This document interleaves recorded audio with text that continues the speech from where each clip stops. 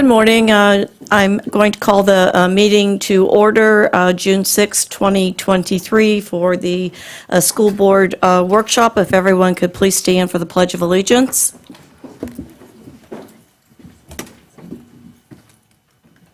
I pledge allegiance to the flag of the United States of America, to the republic for which it stands, one nation, under God, indivisible, with liberty and justice for all. Thank you very much. Mrs. Ziegler will be here momentarily. We're going to go ahead and get the meeting started with agenda item number 1, a budget update from Mrs. Penner and Krista Kurtner. Please. And if I can just make a quick note as we get started, a couple of updates just for the public. I know that I had shared with the board since our last meeting. With the superintendent selection happening next week, I made the recommendation that we take all administrative positions out of the budget, any changes to administration, so those are not reflected in what you're going to see from Ms. Penner. Also, I did share some information regarding pre-K and then mental health as well, and I know Deb Jacqueline will be coming up in the presentation regarding 2 other items. So I'm going to turn it over to Ms. Penner. Hold for one moment, please. Mr. Edwards has something he'd like to say. Thank you, Mr. Edwards. Thank you. Before we get started on the budget, and I appreciate that you put all the administrative pieces on hold, it's true that some administrative changes have happened, and I'm hoping, whether it's realignments or shifting different folks to different departments, and also I'd like to have an update on Dr. Moore's position, for example. At this point, everything in the budget is as is. I've had conversations that things could change depending on who is selected as superintendent. Nothing has changed. No realignments, I have made numerous recommendations since I've been in the position, but that nothing has been approved here, nothing has changed. Okay, and nothing in and around Dr. Moore's position, because I know that those conversations have occurred. Everything is exactly as it is. I have had conversations with her regarding her position, so what was initially proposed last week did have a change, but nothing was approved, and so nothing has happened with her position. The only positions that, well, they're not filled currently, we had a supervisor of professional learning that has been vacant since December, that continues to be vacant. My recommendation would be to discontinue that. We have a position for any given child, and that position is vacant. I would recommend discontinuing that position. We have an AP at Emma. We had put 2 APs at Emma when Emma was at a D, and the recommendation is to discontinue that position. And then we do have the Director of Leadership Development that was funded by a foundation. That grant runs out June 30th, so that position would no longer be funded unless that's something that the board chooses to pick up. Okay, thank you very much. Thank you, Mr. Edwards. Mrs. Penner, please. Good morning. So you were provided a couple of documents, and you should have those printed out in front of you. They're documents you've seen before. The first is the document that highlights the changes that have been made primarily to the general fund budget. And as you will see, we've got, again, the regular changes that have come through the state, through the legislative process, through our contracted process, where we receive a 0.5% retention increase for all employees as they roll to the next year, and it's bringing in updated estimates for FRS and health insurance. I do want to mention that we did receive an updated property tax value estimate from our property appraiser. And the interesting thing is what Department of Education and our legislature used to create the FEFP had an estimated increase of 14.3%. However, what we did receive with the estimate was only an increase of 11.71%.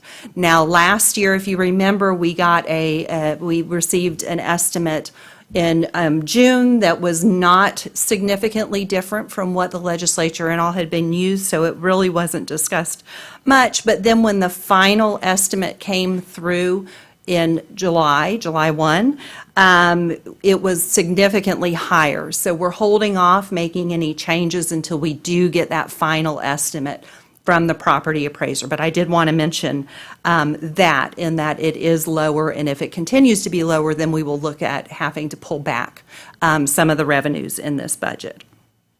You can see, again, on the estimate of the budget changes, we discussed most of the changes that I have showing here. So in line 15 through 20, we've added units, instructional units, teachers and aides based on enrollment changes. That will continue to happen. That's part of the normal process. As we see enrollment numbers come in during the beginning of the year, we add or move units as that enrollment sees fit. So that's all based on the allocation worksheets that have been provided. I think that was one of the first things that we discussed when I started having the budget work sessions. So that's the only thing you should see continuing to change as we approach the start of school and even shortly after school begins. We've added the 12 custodians, again, to pull us closer to that 2008 level. And we also discussed last time the K-3 reading support, so the 24 literacy coaches. I believe those are posted now. If not, they will be very, very shortly. And the guidance counselor ratio has been reduced. We've also included in the ESSER budget the instructional resources that had been presented by, I think, Sue and Rob at the May 16th work session. So after that, we do have a few non-administrative requests that we wanted to make sure were brought before the board so that we could get some sort of a direction on those as we're going through this budget process. And then as Dr. Foster mentioned, there's a pre-K discussion and a mental health discussion where we're going to be converting some of the uses of those dollars. So just wanted to request, again, we've got 3 classified positions that were requested for the district level. One is a certification specialist for human resources, and this is a position that's very necessary because we are required to assist our charters in and Dr. Foster can probably do a better job. If I can jump in real quick. First, I just want to go back to the literacy coach. So the literacy coach position is on the agenda for this evening, the job description. Okay. That does reflect the changes necessary based on the state statute requirements that we have that position. So I did share that information with you this past week. So that is on, provided that job description is approved this evening, then those positions will be posted tomorrow. So that was one literacy coach at every elementary school, including Laurel Nokomis. So that's 24 literacy coaches. So yeah, real quickly, certification specialists, I can kind of jump in here real quick. So certification, there are a lot of requirements with certification, and that continues to be something that the state is adding more, requirements to specific positions. Also, there has been a concern. I know when I was sitting in the HR position for the past 2 years, we've had some concerns with certification at the charter schools, and so we took over making sure that our charter school teachers are properly certified. And then the other thing is, with the current job market the way it is, we've been hiring a lot of teachers. There's a lot involved when you hire a new teacher and making sure that they are properly certified. Because of the job market shortages, there are certain situations where we've had to hire out of field, and so there's additional work in ensuring that teachers get the required coursework in a set period of time. There are differences related to whether it's a certification, whether it's an endorsement. And so the workload on our 2 certification specialists, I truly believe, puts us at risk in ensuring that we have our teachers properly certified to educate our students. The next position is a public policy specialist. This originally was presented as a lower level administrative position. We have moved that to a classified position. The thought process of labeling it as a 13X that we would put on there, paralegal preferred, with the hope that this person is not only reviewing our policy, but also contracts and kind of taking the lead with all of those activities within the district. That is a position that has been brought up here at the board workshops and board meetings numerous times in the last few months. The bookkeeper, I'll leave for last, and I'll let Ms. Penner refer to that. The final one is an instructional position. It is a coordinator, 11-month in testing and evaluation. This is a reflection of, we used to do state testing 1 time per year. Now we do, with the FAST, it's 3 times a year, so we have 1 person that is coordinating that. And the thought process here is to have 2 people to manage the workload, because it's significantly more than what we've had in the past, and ensuring that we are getting that data and getting that data out to our schools so that they can properly use that information to impact instruction. So the bookkeeper, again, I'll share a little bit, but basically we have 1 person that helps to train bookkeepers. That person also helps to fill in if we have somebody on leave, and we've needed those resources more and more, so I'll turn over to Ms. Penner to kind of share a little bit more about that 1 position, and it's cost neutral as well. Exactly. We have, as Dr. Foster mentioned, a bookkeeper specialist that works to train and provide substitutions as bookkeepers are out. The turnover has been more recently, as we will have some additional schools coming on in a couple of years. So the workload has just become more than we could handle. So we had hoped to get another bookkeeper at a little bit lower level who could really provide additional support, more so to substitute and fill in and help train new bookkeepers as needed. We are implementing a new program whereby some of our accounts payable will incur rebates, where we will earn money back from those particular accounts payable. So this will be cost neutral as we're able to implement that system. So we were hoping that that would be something, again, the whole idea is that we can be a better support to our schools and departments as they see their bookkeepers have turnover, and as we move into, hopefully, a new business suite that we can start processing some of our financial transactions on. So again, we had, so those are 4 non-administrative positions that had been included that we were hoping we could get some discussion on today, whether that's something that could be moved forward with. And again, I believe you received some information in regards to pre-K with the space that we have, and looking at the schools and a lot of what opportunities they have in their areas. There is the intent or the hope to add 6 pre-K classrooms throughout the district as another step in getting us towards this goal, I believe, of the district.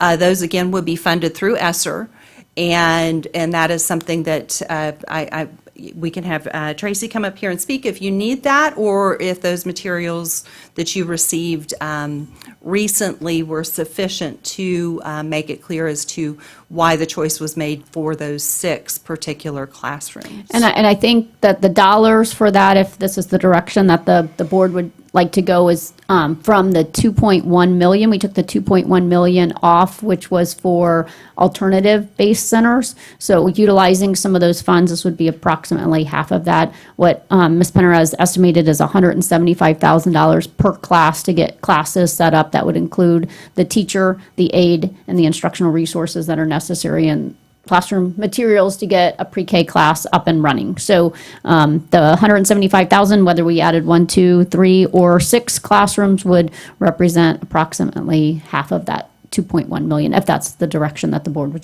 like to go.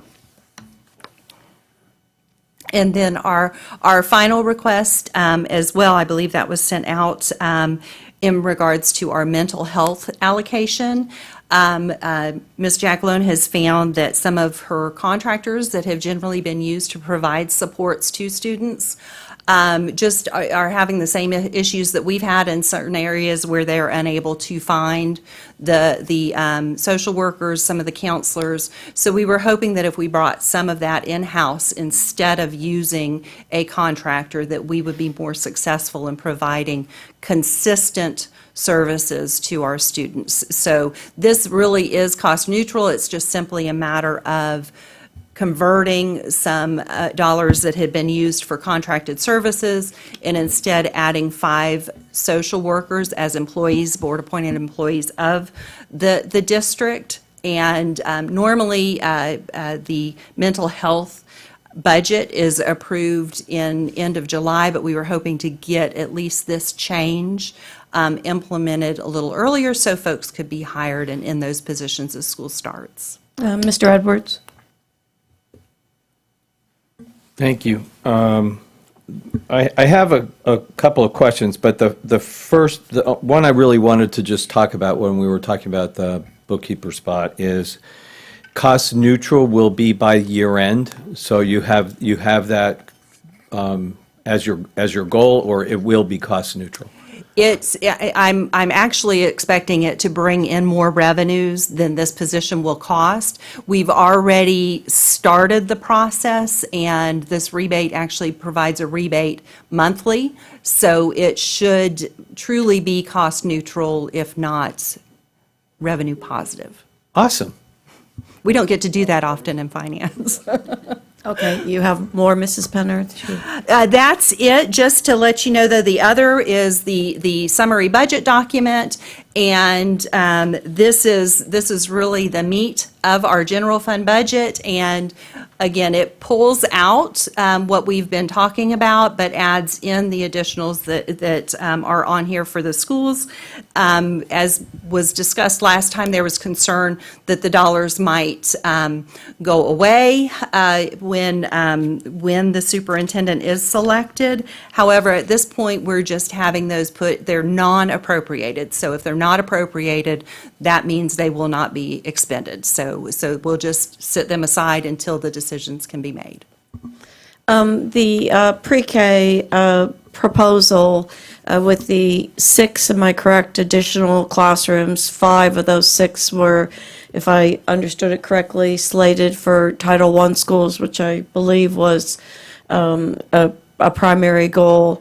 And all of our classrooms, pre-K at this point, are going to be potentially funded through ESSER dollars. What would be the cost post-ESSER dollars of our collective cost for pre-K with what we are currently implementing, and then the additional potential 6 classrooms that were proposed today, so that we have an understanding of dollar amounts that would have to be supplemented in place of ESSER potentially?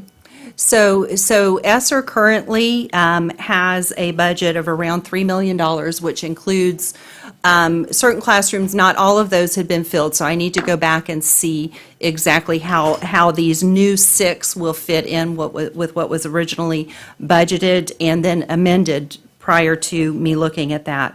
So we will be adding around $750,000 for these 6 classrooms to the $3 million. It may be a little less than that, again, because I believe there were additional classrooms funded in the ESSER. Now, if you remember, the incremental increase to the pre-K program wasn't just classrooms. There were also some administrative positions. So that's something that will need to be considered as ESSER does sunset, and we decide what we will be bringing into the general fund. So at this point, we're looking at possibly $3.5 to $3.75 million per year that this ESSER was 20 classrooms and the current structure.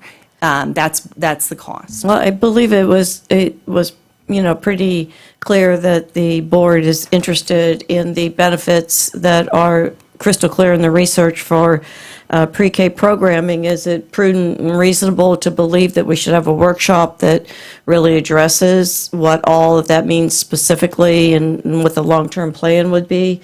I'm looking for comments or questions, and Mrs. Ziegler is here, and I'm going to turn it over to her. Thank you. Thank you. My apologies. I put down our change of time to 9:30 incorrectly.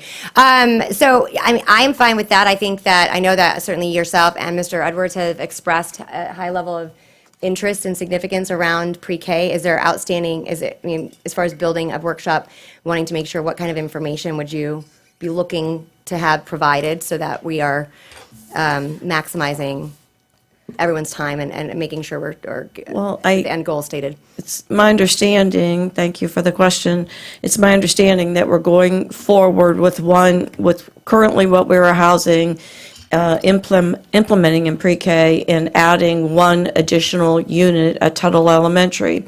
And I felt like we were solid there. Today, there's a proposal, at the same time we're looking at the budget, to add 6 additional pre-K, and I'm very much in support of pre-K. However, I feel like we haven't peeled away the layers of specifics on essentially what is the exact cost of adding 6 more units and what would be the long-term plan. In addition to that, I'm not confident that as one board member, it would be nice to have all of the data associated with all the pre-K programs. I've been able to see the data with the pre-K unit that is the non-blended unit, meaning for the public that it doesn't blend in students with special needs, exceptional student education, ESE. I have not been able to look at data for those programs. So essentially, right now, we're housing 2 different models. So for me, there's some things to be talked about of the benefits of one model versus the other, the cost. I want to overemphasize that I am a strong advocate for pre-K, but I also want to be very diligent with the plan and open to the community and have a dialogue amongst my colleagues if there's any input at this time. And I know there's a couple of people on. I will just add that I would actually welcome that. I think all of us understand the value of early education and the investment, but I think as the funding component goes, I think as one board member, I'd like to see what our goals are, where we'd like to see it go, but we don't even know where we're starting in order to evaluate that, and that both on funding and academic measurables. I have Mrs. Marinelli, I have Dr. Foster, and then I have Mr. Edwards on the queue. Mrs. Marinelli. Thank you, Madam Chair. I don't want to repeat what both my colleagues have said because I agree with that. What I don't like, and everybody knows, I like to follow the process. To get this at 9:58 last night, and then we're to make decisions, that really bothers me because that is not following the process. I am 100% supportive of pre-K. And I don't want to get emails to say that I'm not, because I am. But it needs to be discussed. And if I interpreted the email that I got last night, this came from one person without it being discussed at the board, and I find that to be somewhat troublesome, because we are all supposed to be a team and working together for the same thing, and that's students. And I feel like I was blindsided, but I'm not putting that on Dr. Foster or staff, because you did what you were asked to do, and you're well prepared for when we do have a workshop on this. But I don't expect to get something like this with this kind of money and knowing that it's going to be funded from ESSER dollars and then asked to be make a decision on it. We need to talk about the whole program, how we're going to involve the community, how we're going to get parents involved, everything, with the schools being ready. You just can't give them like a month and a half to come up and be ready for pre-K. That's a big process. If we're going to involve the community, we need to involve the community and let them know exactly what we want to do and where the money's coming from. So thank you.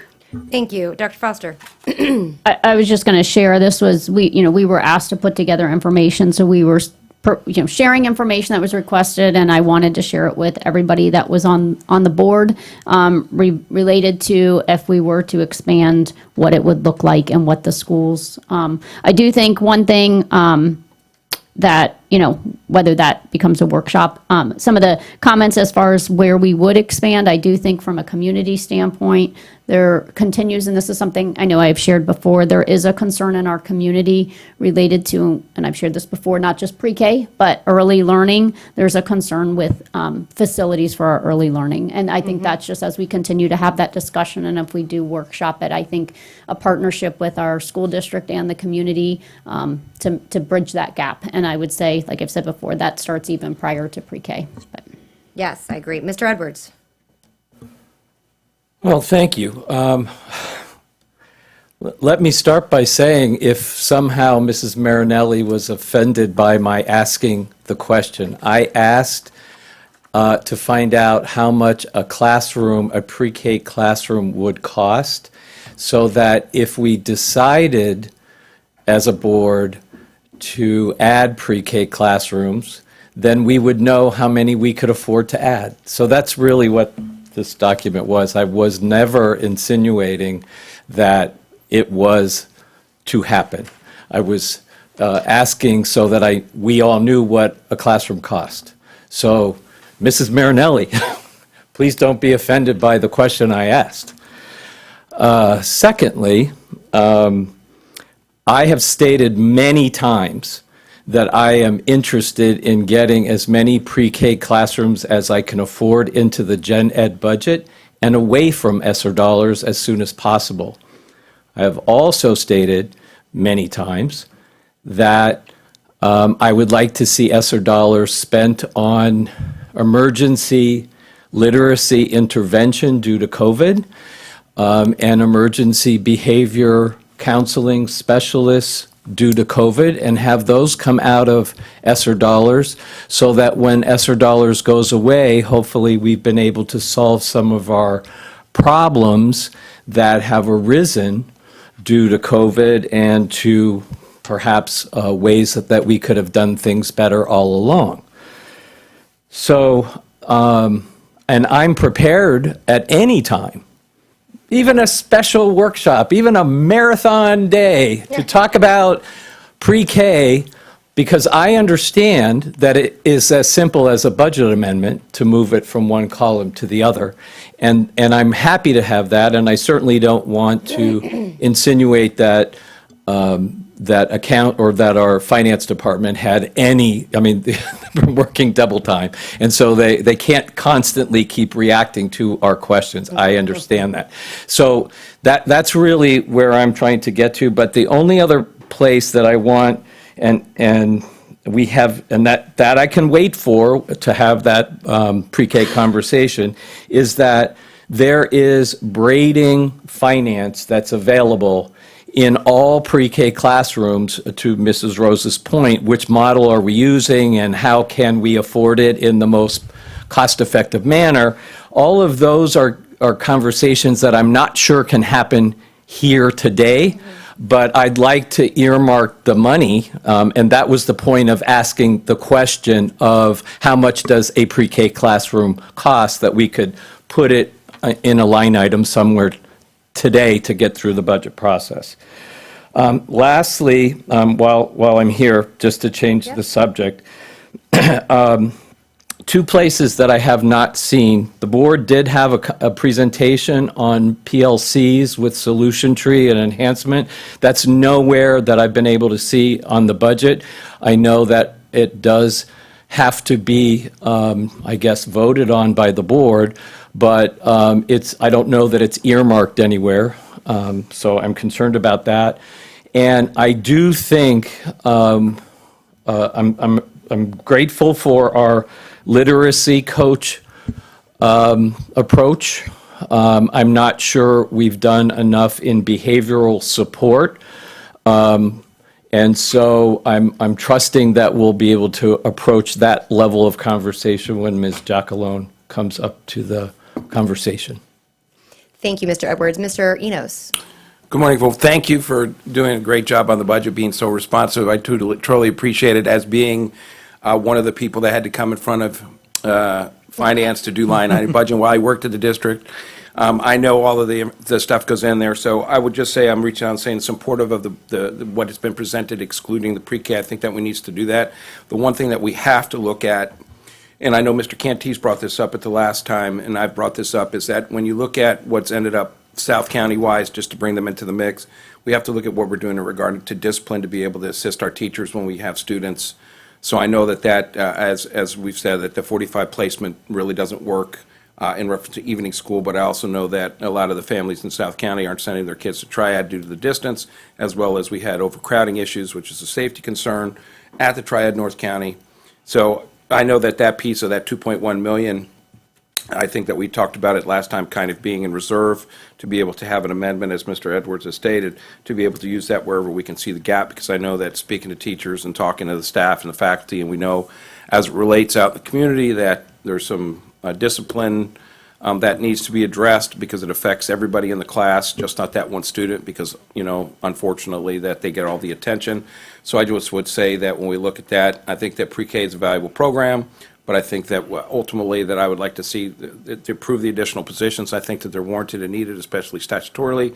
On the other side is to maintain that so that, again, we're having our safety and security executive session today, which we need to look at what ultimately is being presented in the budget, to be able to look at them to make sure that we're continue to be have the safest school district in the state of Florida, as surveyed previously. So I would just say that we need to pretty much do that, then do an amendment where we think we need to do that, and that after, like Ms. Rose said, after we look at the pre-K and we bring everybody in and talk about it, because ultimately I'd like to see, Mr. Edwards talks about the funding, I'd like to see where we can bring in VPK at every elementary school over the summer and be able to get the funding for that and work so that a lot more people have opportunities to be able to get that as a head start coming in there, especially as being funded from the state. So that being said, I appreciate it. I think that pocket of money, again, should be held in reserve almost, and then we would be able to do an amendment to where we said after we have the meeting, if it's reference to pre-K, or what we can do enhance discipline or mental health, that would give us a little bit there, because obviously with ESSER, whatever we spend it on, if it's something that's important, we're going to have to get it out of the general fund, as we've talked that next year, we're going to have to find out where we're going to be able to get that, is that for a 1 year, we have to make sure that we're considerate of where we're using it, as it may become a reoccurring cost. Thank you. Mrs. Rose. Thank you, Madam Chair. Just for clarification, it's my understanding we're strictly looking at pre-K, not VPK. Is that correct? So just so we're consistent with that piece being my understanding that the voluntary pre-K, VPK, is a partial day funded by the state with specific curriculum, and we're not looking in that direction. We're looking at pre-K. My biggest piece is the instructional model. We have two models out there. We have a blended pre-K, whole day, that is partially funded through the state because it houses some exceptional student education students. Is that correct? Yes, that's correct. So, however, with that, there is a requirement that we follow the curriculum of the state. Correct? Pre-K expert? Sure. Okay, that's all. Just looking for that. Sure, just nod your head at me. I want to try to be very consistent for our public in what we're saying, what we have, and what we want. In making my point that we also have a second model. It is a pre-K model that is not blended, does not house exceptional student education, that has its own program of curriculum. I had the opportunity to see those classrooms, and all I can say is wow, wow, and wow. And my bar for instructional success is very high. So for me, there's a huge piece here in the cost of the ESE blended and using the state's required curriculum. And then there is the adapted pre-K non-blended, non-ESE, where the school has devised the curriculum that is extraordinarily powerful. So along with this, from my standpoint, comes a advocacy that I would hope that we would look at as a board for legislative action in what pre-K can actually do to prepare a child and how the state is supporting that funding. And again, VPK, voluntary pre-K, that is supported by the state, the Department of Education and Funding, is a partial day, and we do not house that model. So there are pieces here that need to be worked through.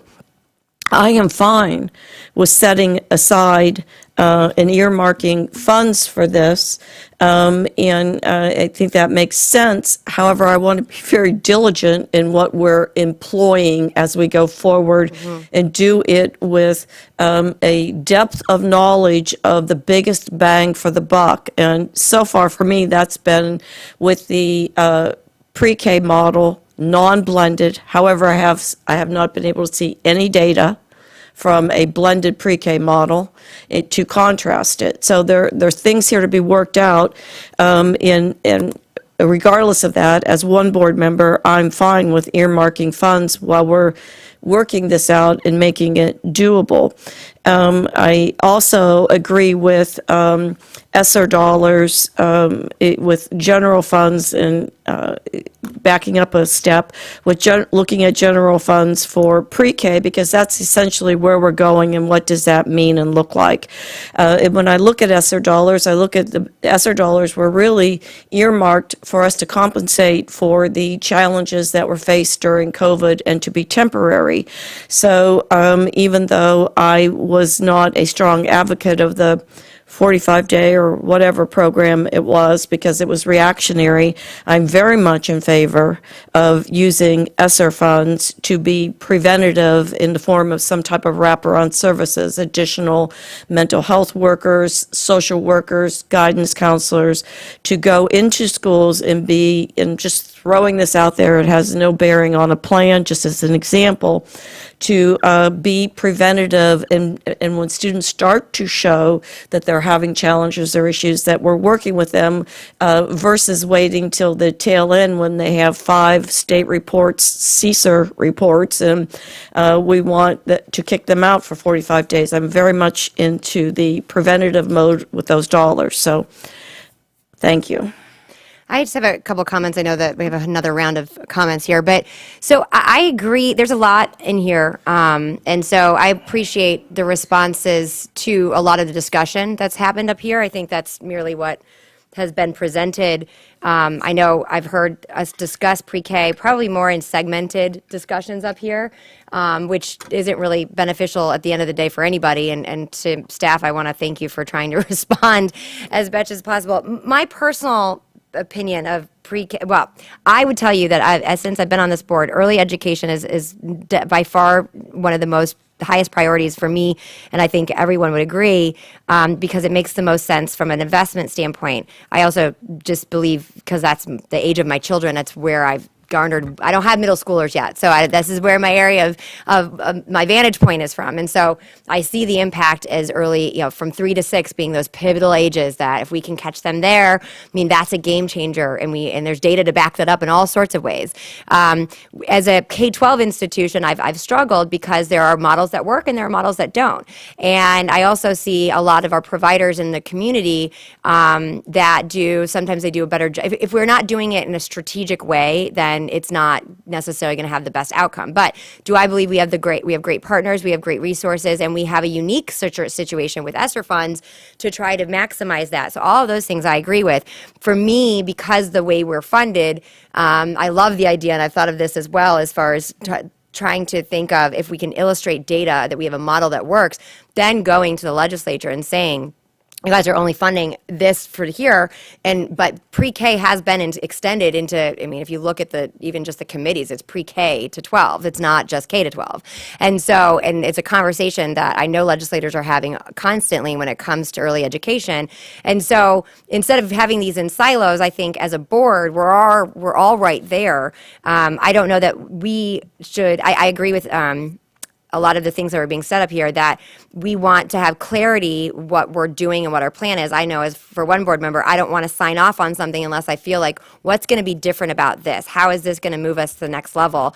And how are we doing it? And working with our partners when it makes sense, or are we taking on the full load of it? ESSER funds are a great, unique way that we have startup capital, if you will, because it's one-time money. And then if we're not, but my biggest thing is I don't need to be involved in the management of it, but I want to know where we're starting, what our game plan is, how much money we're spending, and where we expect to go with it. And then we have a revamp the next year, and we say we were able to move it here, and this is where we had some tweaks. This is where we need to expand upon, and when we invest in that, and then it makes it easier for us to say, okay, we're going to fund more of it because we've moved for, and then you guys can hire in advance before before the school year starts. So we're starting it kind of in the next couple of months, which that's the plan I need to see, in my personal opinion, because I think I'm fine with investing in it, but I don't want to just throw things against the wall and it not really have a cohesive plan in place. You guys may already have that. I just don't. I think that that's what I'm hearing some of the questions are.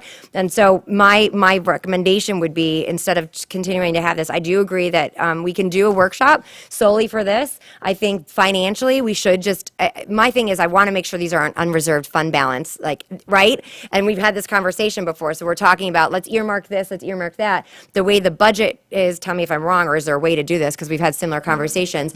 Because, all due respect, we want to pay our teachers a great amount, but when we go to negotiations and it's not allocated somewhere else, it looks like it's our unreserved fund balance, and that's the pot of money we're negotiating with. And so I want to make that very clear, that if it's earmarked, how do we do that? Do we say it's earmarked here for pre-K, but we have not released the money? I mean, how does that even work from a financial standpoint?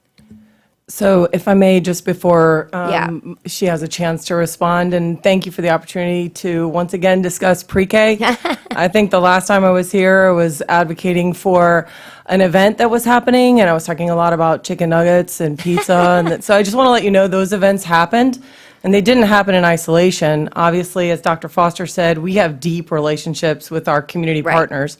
We have relationships with the Early Learning Coalition, with Children First, and we had, several hundred folks show up, both North County and South County, interested in preschool programming for their children, not only for voluntary pre-kindergarten programming, which is largely offered throughout our community, but also as they transition into kindergarten. And part of the reason why, as you've said, that we're advocating for that early learning programming here in our schools is because it gives schools an opportunity to get to know children prior to transitioning into kindergarten. And I know all of you have indicated a deep interest and a commitment to early learning, and certainly that's something that can be addressed at a workshop. When Ms. Rose was talking about, do we have a standardized curriculum and so forth, and are we using the same curriculum? And I responded, sure. I just want to clarify that when we talk about curriculum, sometimes we can conflate a curriculum resource with what the standards That's a are. great point. Okay, so our Florida Early Learning Developmental Standards drive what we teach.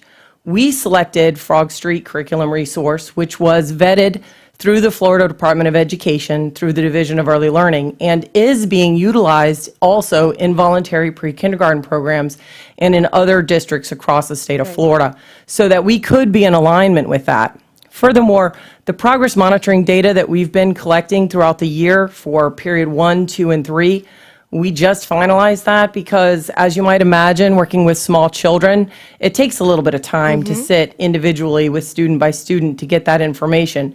We collect that information, we shared that through data chats at school-based teams to look at, are these children continuing to make progress? And resoundingly, the information that we've pulled to date, and remembering that these programs were just put in place this past year, is showing that, yeah, they made a tremendous amount of gains. In terms of funding, there are lots of different ways to fund pre-K programming, and school boards and superintendents throughout the state of Florida have figured out how to do that.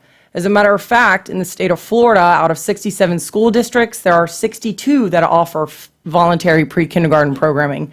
And so if that was a path that we were choose to take in a blended funded model, we could pursue that. We haven't, because what we were doing was exactly as you were all advocating for. We were using COVID relief dollars to give children a jump start who may have missed early learning opportunity. So that was part of what we originally had intended, and you're not wrong in saying that we need to take a deep dive into, and we will, as partners with finance, the finance team, our superintendent, all of you, to say, like, what is the best way to do it? An example is Title I funds. Title I's have and can be used to fund pre-kindergarten programs. Referendum dollars can be used for pre-kindergarten programs, and there are other options as well. Our community partners are willing to make an investment, and they have, in early learning programs. And so we can have conversations with them. But ultimately, it's dependent upon where do we want to, and where are we prioritizing what's happening in our community.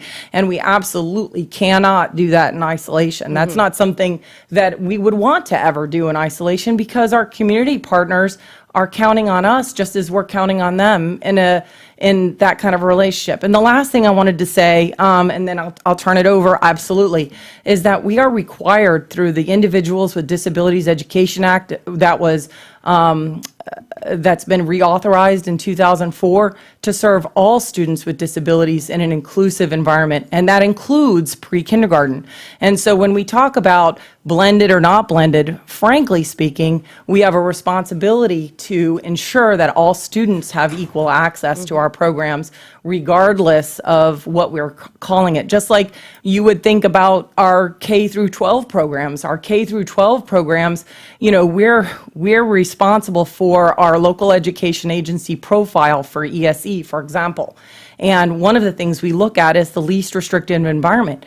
And I'm very proud to say that in our district, we are well over 80% of our students with disabilities being served with their non-disabled peers. And I think that's a celebration. So I just want to say that, and then I don't know if you wanted to add to that. And I'll stay here if you have additional questions, because. Well, I have a bunch of, there's a lot.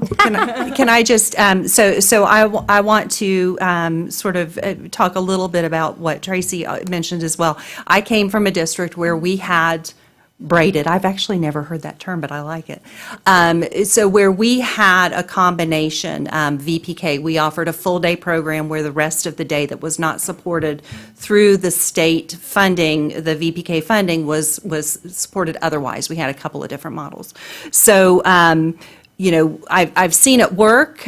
We use the same curriculum, Frog Street, and I'll just say as well, you know, pulling off my financial hat and pulling on my grandmother hat, I had 2 grandchildren who went through the school-supported VPK full day, so I guess VPK and pre-K program, and also blended, because I had also a granddaughter who had some speech issues. And I saw crazy progress for those students. So I see it in both ways. I see funding-wise, it can be something that is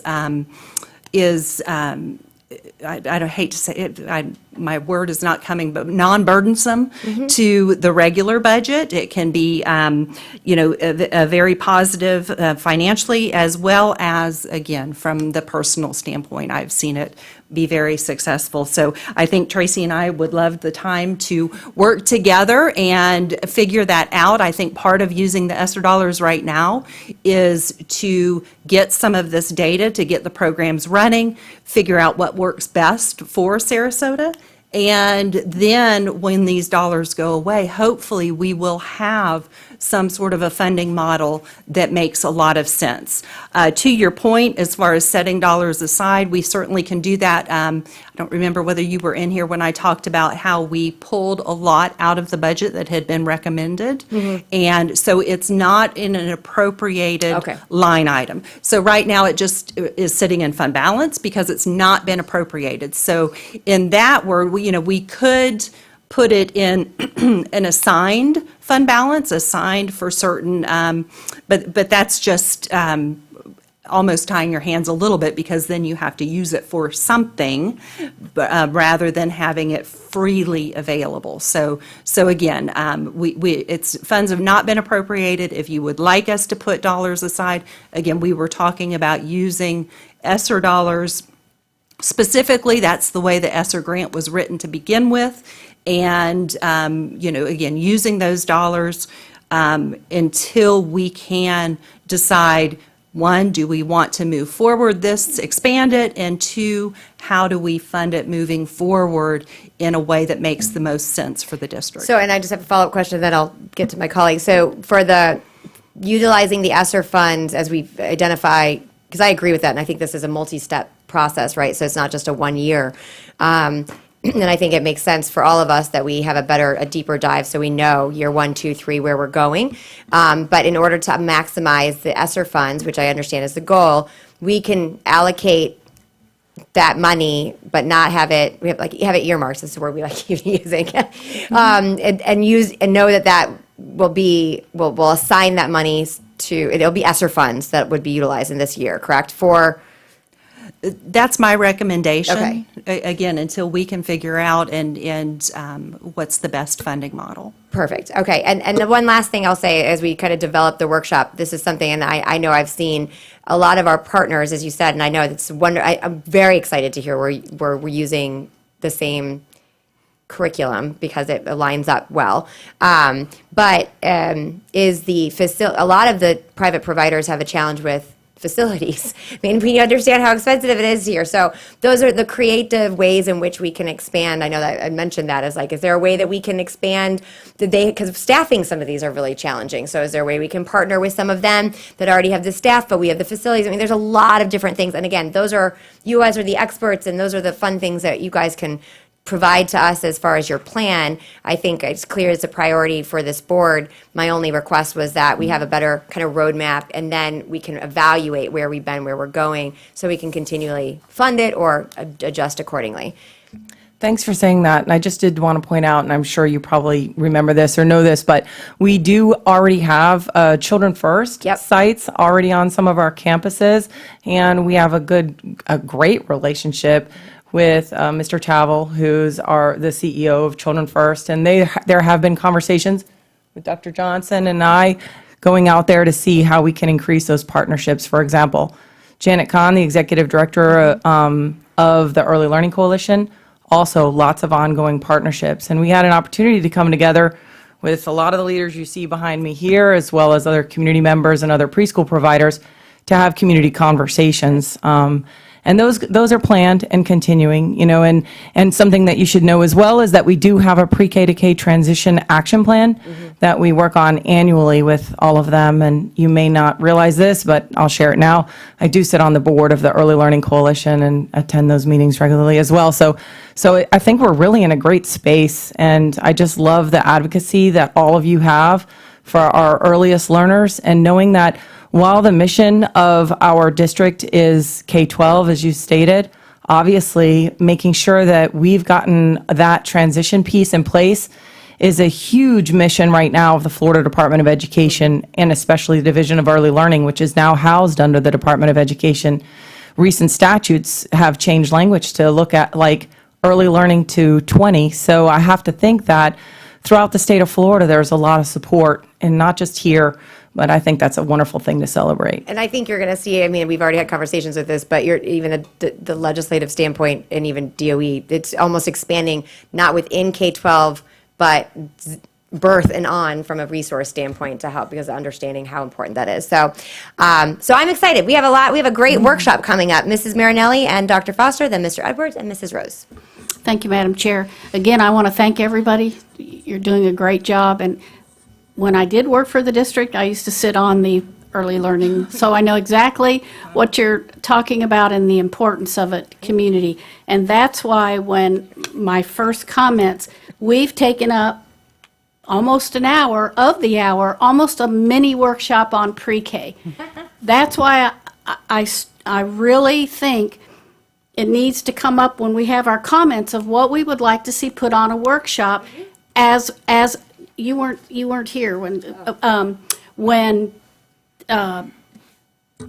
we're going to discuss things instead of getting this information like last night. And it's not you guys. It's as a board, we need to work together so we get things on a workshop so we don't take up time on things that are already planned. but I think you've done a great job. I think everybody knows we support pre-K, but we need to this board needs to do a better job of having things brought out in the open of what we want on a workshop instead of having it come. Okay.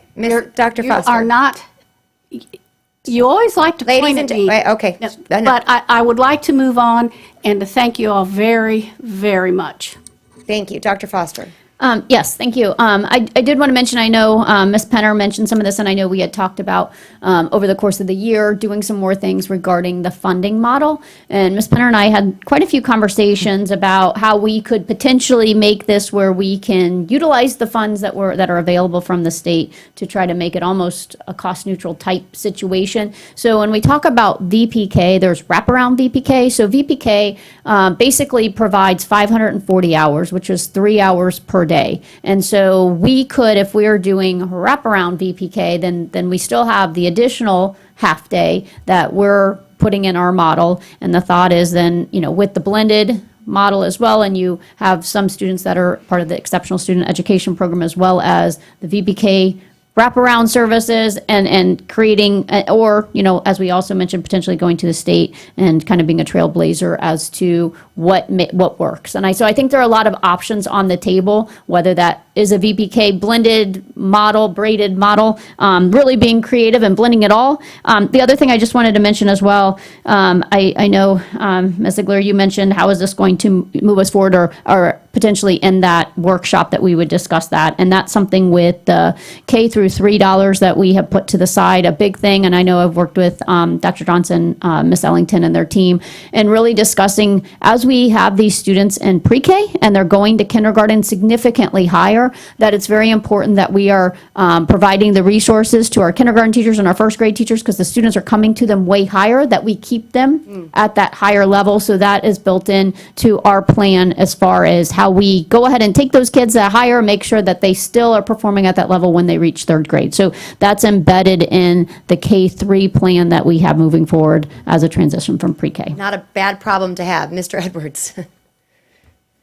Thank you. Let me start by saying that I compliment the board by saying that we've moved from the cancellation of pre-K, which was about 2 months ago, that we were all here fighting for it not to be canceled. We moved from that to every board member now being able to discuss the correct vernacular, to understand the difference between VPK and pre-K. I also want to point out that Tracy's position and her knowledge of VPK, pre-K, braiding, all of those things, she's here not by accident. The intention of ESSER dollars and that investment of putting Tracy and being in the pre-K business and fighting so hard to save it is because where the board is today. We're all now understanding the incredible impact that early education has for our students and how it might be a very strong tool to fix some of what we're dealing with in the achievement gap over a long period of time that that Sarasota has been dealing with it. And that, quite frankly, is why I have been so passionate about not canceling it and moving this along.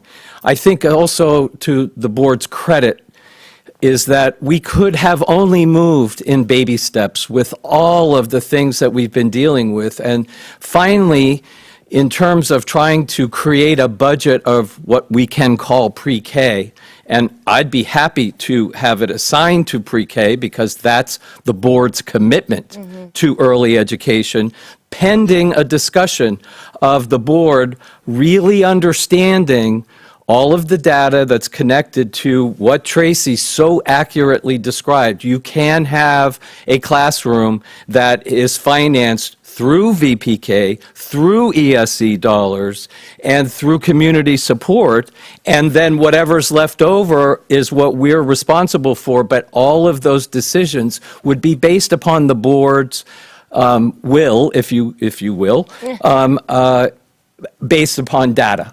So All of that is incredible. The last thing I want to mention about this document that came out today, it was meant, from my perspective, to be a good teammate, not to shove anything down an additional, of a colleague's throat. I understood that if we were going to be in the early education business, what capacity do we have available today at schools today? And so if we recall, we only added Tuttle, and we would have added more to Tuttle, but Tuttle didn't have the space. So I asked the question, where is the capacity? Where does the space exist? And so that document that we got at 10 o'clock last night, I'm sure you guys all worked hard and you had only 700 things to do.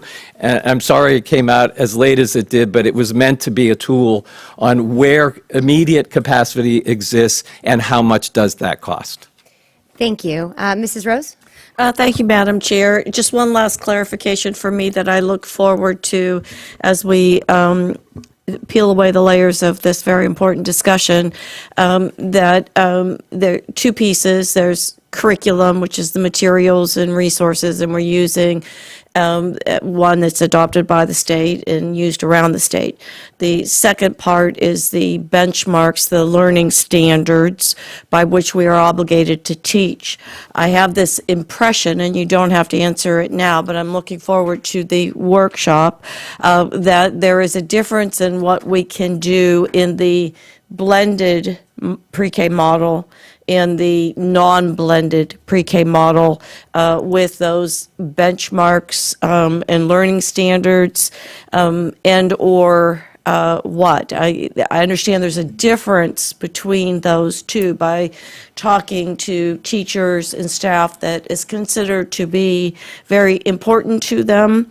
So I think that's just a piece that we need to work through as we go forward, if that makes sense. Yeah, absolutely. So I think what we're talking here is professional learning for our teachers, because when we're looking at all of our, not only what we're calling our early learning 4-year-old classrooms, but also our classrooms that are serving ESE, we have a responsibility for the same Florida Early Learning Developmental Standards. And I think what we're talking about here is differentiated instruction or universal design for learning. And so if we are having folks that are telling you that there's some delineation between classroom to classroom on not only which standards we're teaching or on what curriculum we're using, I think that needs to be cleared up. And so certainly I would want to work with whatever school or individuals that you may have spoken with, because what we are responsible for ultimately are those Florida Early Learning Developmental Standards and the utilization of whatever curriculum resources that we are identifying as appropriate to instruct all learners in the classroom. And, you know, I know your background, you know, being a former principal and so forth, I know you must have guided many teams in that regard in terms of being able to provide the most appropriate instruction, not only in alignment with what those particular students need, whether they were general education or receiving general education services, or if they were, in exceptional student education programming with an individualized education plan. We're responsible for that. Thank you. Thank you. Okay. So to get us past where we need to go from a budget standpoint, what I know I would agree with a earmark allocation, whatever you want to call it, that it states that this is for early education or pre-K. I want to make sure I don't too narrow, like if we say pre-K and then it's not supposed to, no, you can't let it go to K3 or whatever.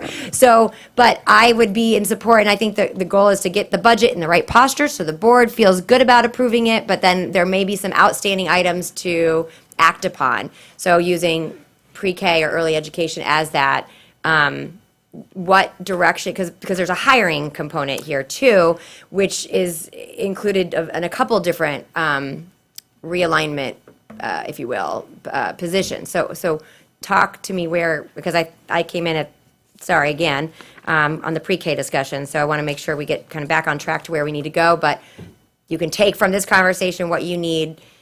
Talk to me. Tell me, what do we, where are we left here? So I think at this point, the primary focus is, as you mentioned, the hiring aspect. I think the budget can follow, and there can even be discussion as to if there is specific directive as to where the funding source needs to be. Quite honestly, I think the funding source even takes a little bit of a backseat because we are so heavily involved with ESSER right now. It's got to be a huge discussion no matter what. So, I think that, right now where some of these dollars are planned to be focused is maybe not as critical as, okay, moving forward these positions so that we can start school and not be behind the hiring needs. If we could get some of that clarified today with the understanding, again, especially in the general fund budget, but also, what was presented to you last time we were together with the ESSER dollars, there have been funds that are non-appropriated, funds that have been released and are sitting available for use for certain directives. So, I mentioned before, rather than them being earmarked, they're simply not appropriated, and we could come back with a budget amendment, or if we know before the final budget, we could put it in the final budget when that comes to you in September. We can put it in there, not necessarily with a budget amendment. So we can, again, proceed with, in my mind, the hiring piece is what's happening now. If you understand that the appropriations will follow, and we can have those discussions, that would work for me. Again, the budget that you have that we presented, it peeled out all of those administrative requests. We've got a few additional requests here for positions that, again, we would like to see the go-ahead on. And again, we would be looking at this as what we're hoping to bring back to you in September or July 24th, truly a tentative budget. So the appropriations are going to catch up with, again, the hiring and the direction in regards to programs. Mrs. Marinelli, next. I want to, just as for the note for the board, I do agree. I think I don't want us, our various divisions to be behind the ball for the next school year because of hiring. And that's my one concern. But there are some that are a larger lift that, some are offshoots and some are a larger lift. So as we move forward, I guess I'll highlight those areas of priority. Mrs. Marinelli. Thank you. This is on the hiring part, so if I'm jumping ahead, please tell me. But I know a few months back, we talked about the farm manager, and we all agreed on that. Yep. And has that position been posted, or the job description created? We took all admin, because that was listed on that sheet. We took all of them to be discussed with admin at a different time.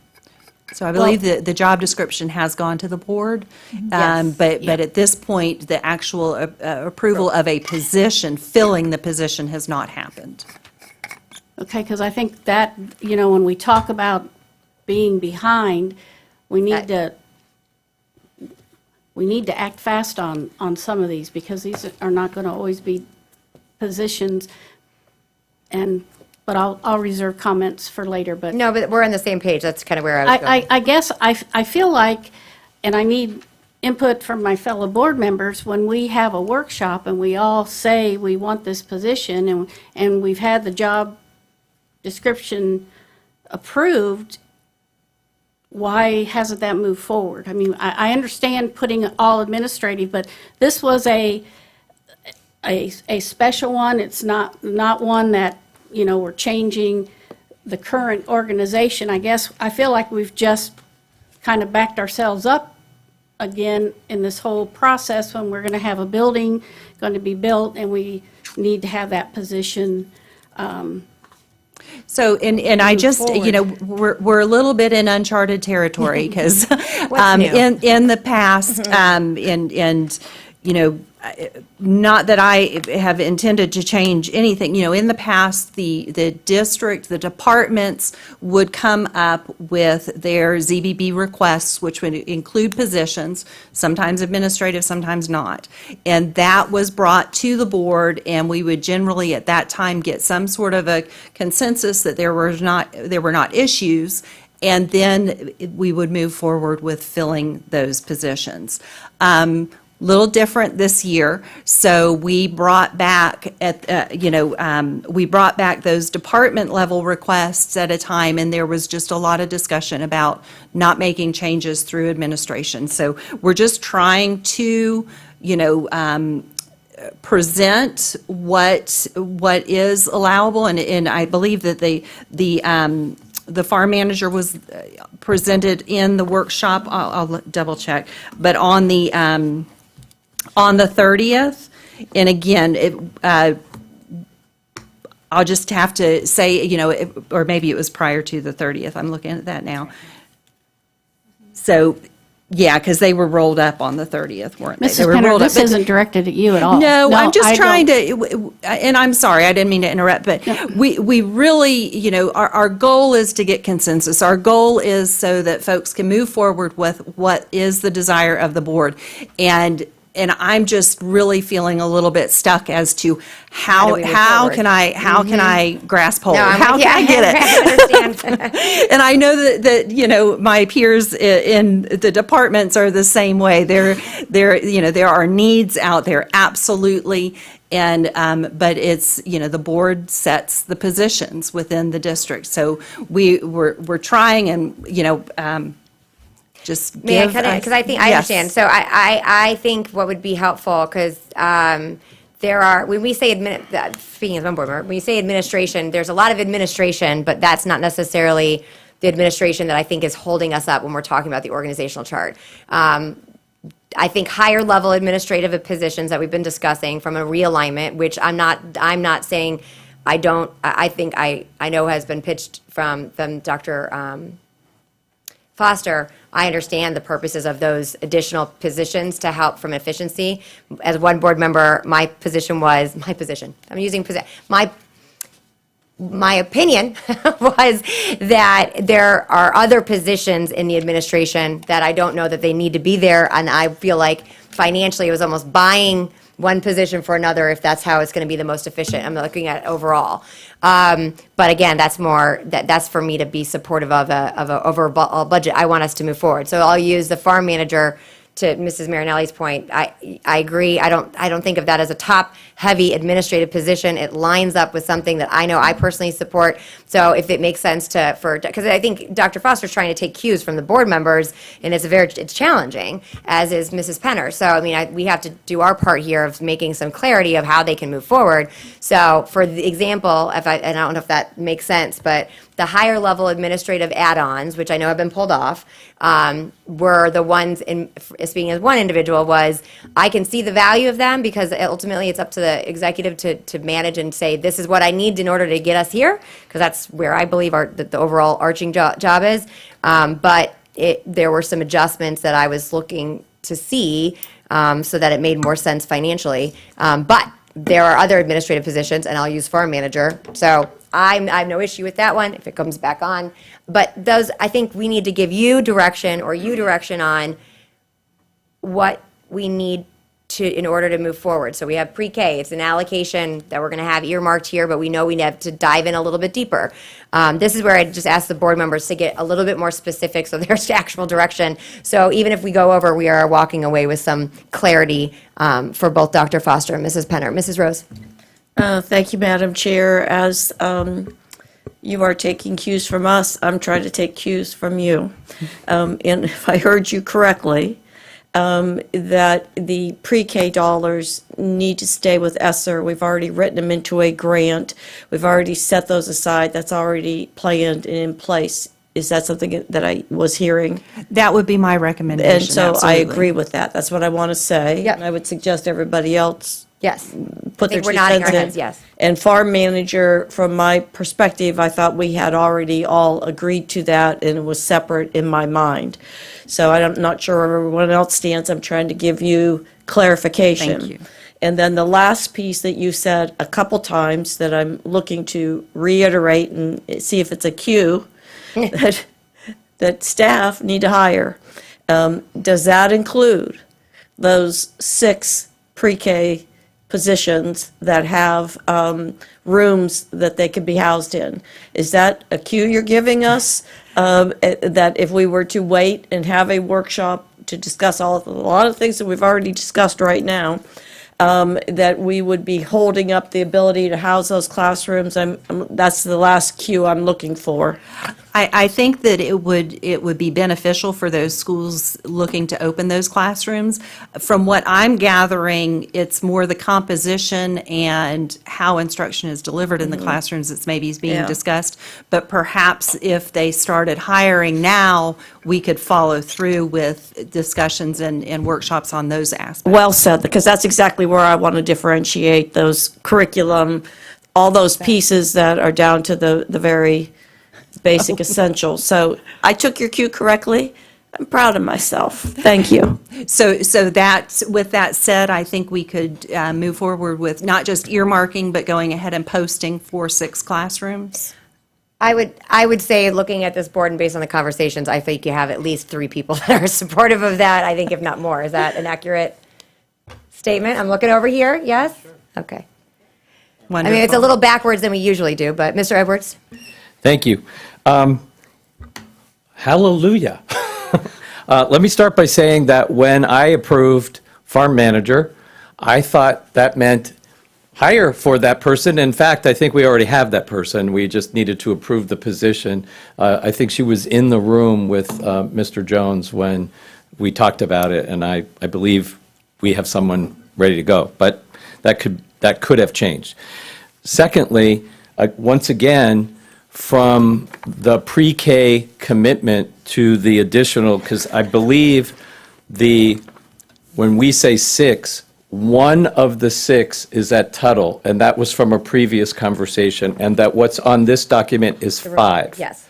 Okay, so then we have to hire 5 additional if these, once again, it was just as an anticipation to this conversation, because you have to have the classroom ready, and you have to have staff ready to go. So that was the point of this document, so that we could say, yes, go ahead and we want to open these classrooms, figure out how to do that in our budget once the board gets to the place of understanding how we're going to afford it and from which column. I am all open to the ESSER fund conversation. I'm open to a discussion of, do we need to have the pre-K conversation first and understand the data and all of the financial components that can make up a pre-K classroom, and then have an ESSER fund conversation? Because the ESSER fund conversation is a big one. Yeah. Because it's like, they're all over the place. And we need, as a board, to have that full year anticipation of where it's going away, so that we have an understanding about what we want to absorb in general fund and what's okay to let go. So I suggest that there are 3. I'm okay to hire on ESSER funds for these 5 pre-K classrooms. And I'm okay to have the conversation on pre-K and all of the funding sources that are available and the data that goes along with that. And third, an ESSER fund conversation workshop much sooner than later. Yes, in a lot of ways, yes. Thank you. Dr. Foster? Couple of things. So one thing I just, want to share, I know ESSER comes up a lot, and I have full confidence in Bonnie and creating that budget and utilizing the dollars to make sure that we utilize all the ESSER dollars. I think throughout the course of the year, it's important for the board to then discuss what they want to keep. And I've said it many times, and I think it will be said probably many times throughout the year, that what is funded by ESSER doesn't mean it will go away, and vice versa. So I think Ms. Penner's trying to make sure she's utilizing that, and I would want her to kind of take the lead and kind of how those accounts work. But a couple other things. The farm manager, which that position, any other position, typically the process is that this is the time where those positions are listed and then they're approved.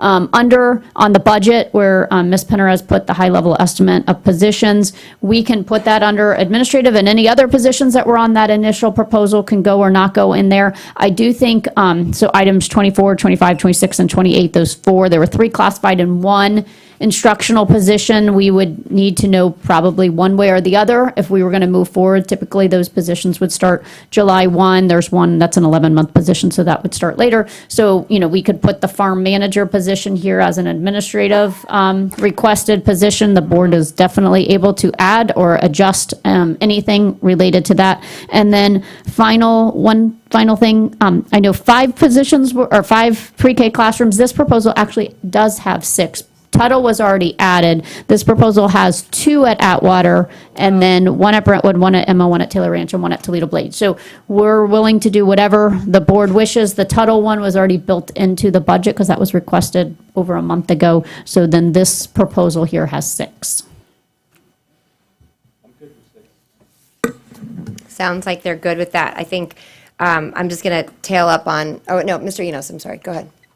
Madam Chair, I was just going to suggest that if we could go ahead, since they're looking for the direction on the hiring, if we could go one by one on these 4 positions, so we'd be able to advise Yes. or take them as a slate. Agreed. Thank you. We can go one by one if that one. I want to make sure we move forward so there's clarity. I think that the ESSER fund piece, I know we've talked about this. My bigger picture concern is, and I think I've shared this with you, so is that wherever we're going and we're using it in a recurring funding purpose. So I want to put it as much in non-recurring as possible. I think I see head nods. I think we're all in agreement. I think it's just a smart financial aspect. I have all full faith that you know that too. Like, I think she stresses about the budget more than people recognize. So it's not like she's willy-nilly making it rain over here. But that to me is when we do positions that we're thoughtful in that way. That, to Dr. Foster's point, it doesn't mean it doesn't go away, but we also need to understand from as a fiduciary standpoint next year, how are we going to do that? And so before we're approving it, there are human beings, there's programs attached to that. Those are, I think, I don't want to speak for everyone, but that's the one piece where I just want to make sure we have clarity. This is being funded by ESSER, because we've done that over the past couple of years. This position is going to be funded by ESSER, and then the general fund will initially pick it up. Does that program make sense? Is it moving the needle? Yada, yada, yada. So when there are new programs, those are the things. I don't need a whole breakdown. But I do need those things highlighted, and I think that's similar to what has been asked before. So instead of having over and over a workshop, I think, does that make sense, or? Yes. Okay. Yes. There we go. All right. So so do we need to go by way of positions, outstanding items that you need clarity on? So as Mr. Enos mentioned, we've got 4 positions here, and I mentioned at the forefront, the mental health allocations, they were converting some contracted services dollars that we're providing support to schools, and we'd just like to instead hire versus contracting with an outside agency. So that would be 5 social worker positions. Mrs. Marinelli. Thank you. And we've had conversations about that. And one of the big reasons that's been addressed is the lack of continuity when you have a contracted position. Mm-hmm. And when you are dealing with children and families that have mental health issues, consistency with that same therapist is critical. So I'm really glad that Deb and her team brought this forward. And my question would be, these 5 positions then, will they be earmarked specifically for the therapy piece, the counseling piece? Or will they have schools assigned to them? Which one? Here, let Mrs. Jacqueline come up.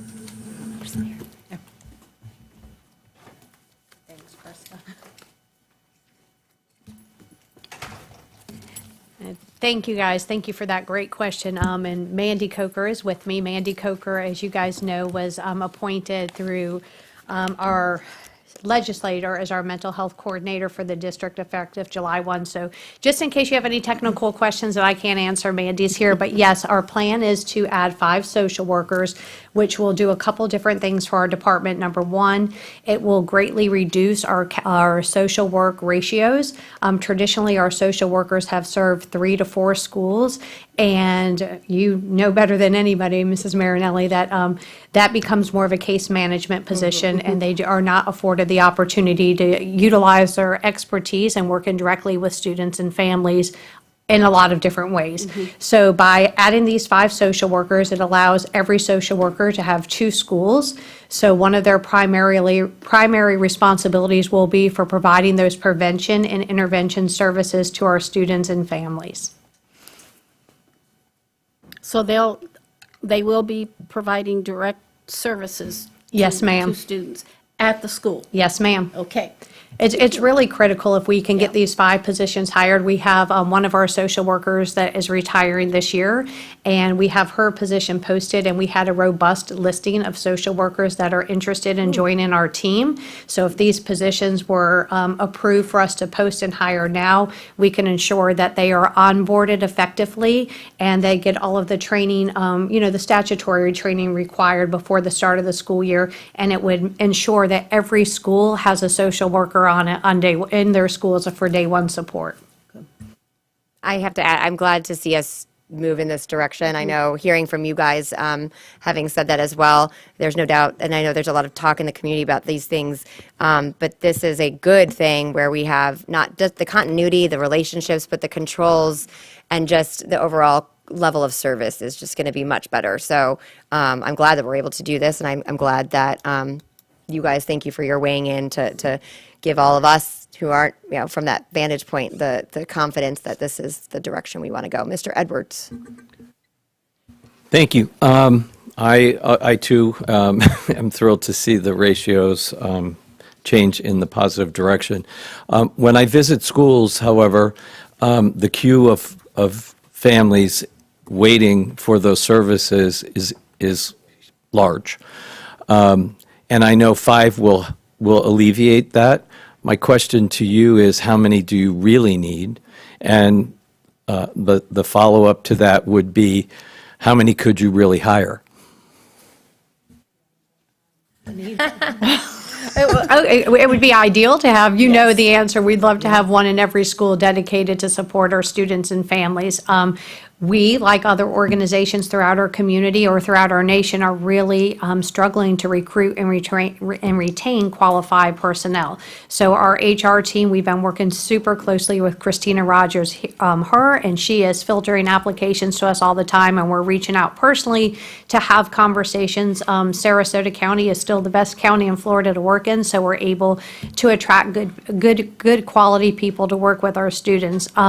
We also are looking forward to utilizing our staff to bolster those services early in a preventative way, with the hope that if we intervene early and we provide some of those direct supports, that some of those issues, I don't know, one of you said it beautifully, and I was trying to write it down, I couldn't find a pen, but it really is, it's the key to student success. If we could be preventative and we can intervene early, we can help students have the foundation for optimizing learning in the classrooms. It really aligns with the resiliency education that we kind of spoke about before, of that, like Deb said, that early intervention piece. So having a social worker on campus 3 days a week to be able to work directly with students and early intervene, as well as the reduction in the counselor ratio. Those are also mental health providers. They're not mental health therapeutic providers, but those interventions coming early, because we recognize, as the state has recognized, that not everything is quote unquote a mental health crisis. Yes, we are in a state of mental health crisis because of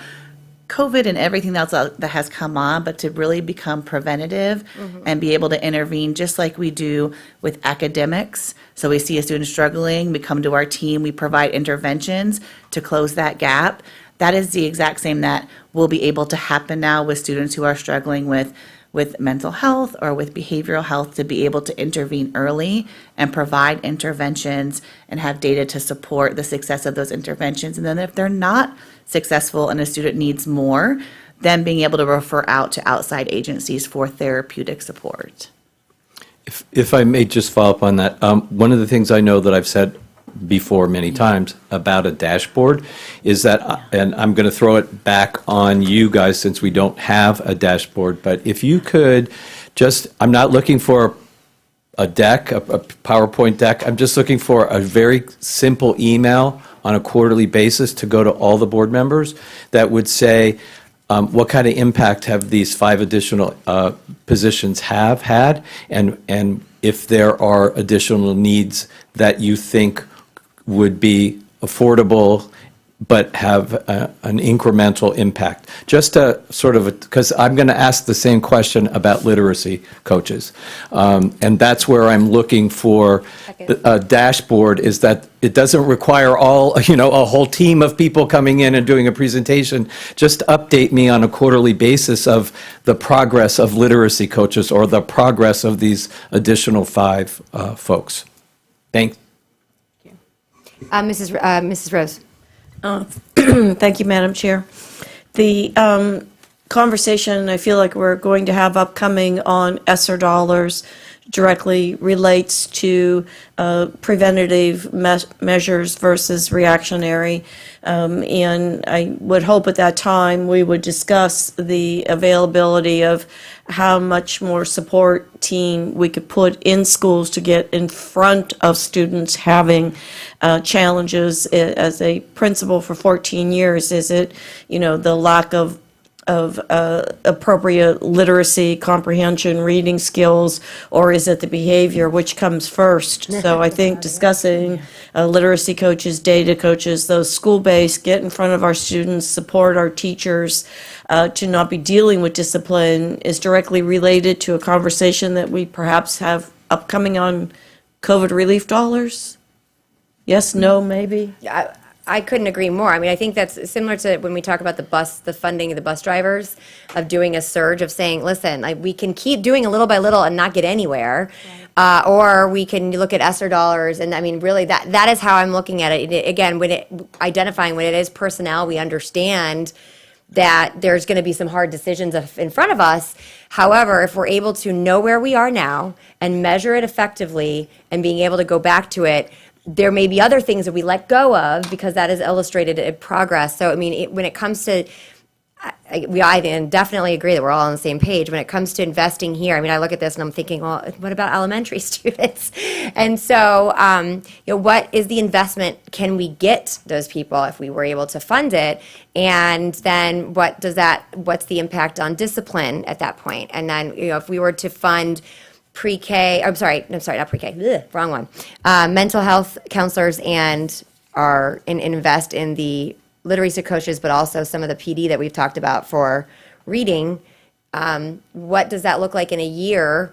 And so, and how much money of ESSER can we dump? I mean, we have 1 year. Like, how much can we put into that? And those are I think that's a lot of, we're all saying the same thing in this space. Is that accurate? Well, what I'm looking for, because I don't want to step on your toes or your team's toes, because you're doing a phenomenal job, and I think there's a lot of input from cabinet, upper administration, down to principals and so forth, of what is the current plan for ESSER. So for me, it's visiting where are we right now in a budget that we're about to approve, and then in any good organization, is there a need to pivot any piece of that or otherwise? Is that reasonable to say?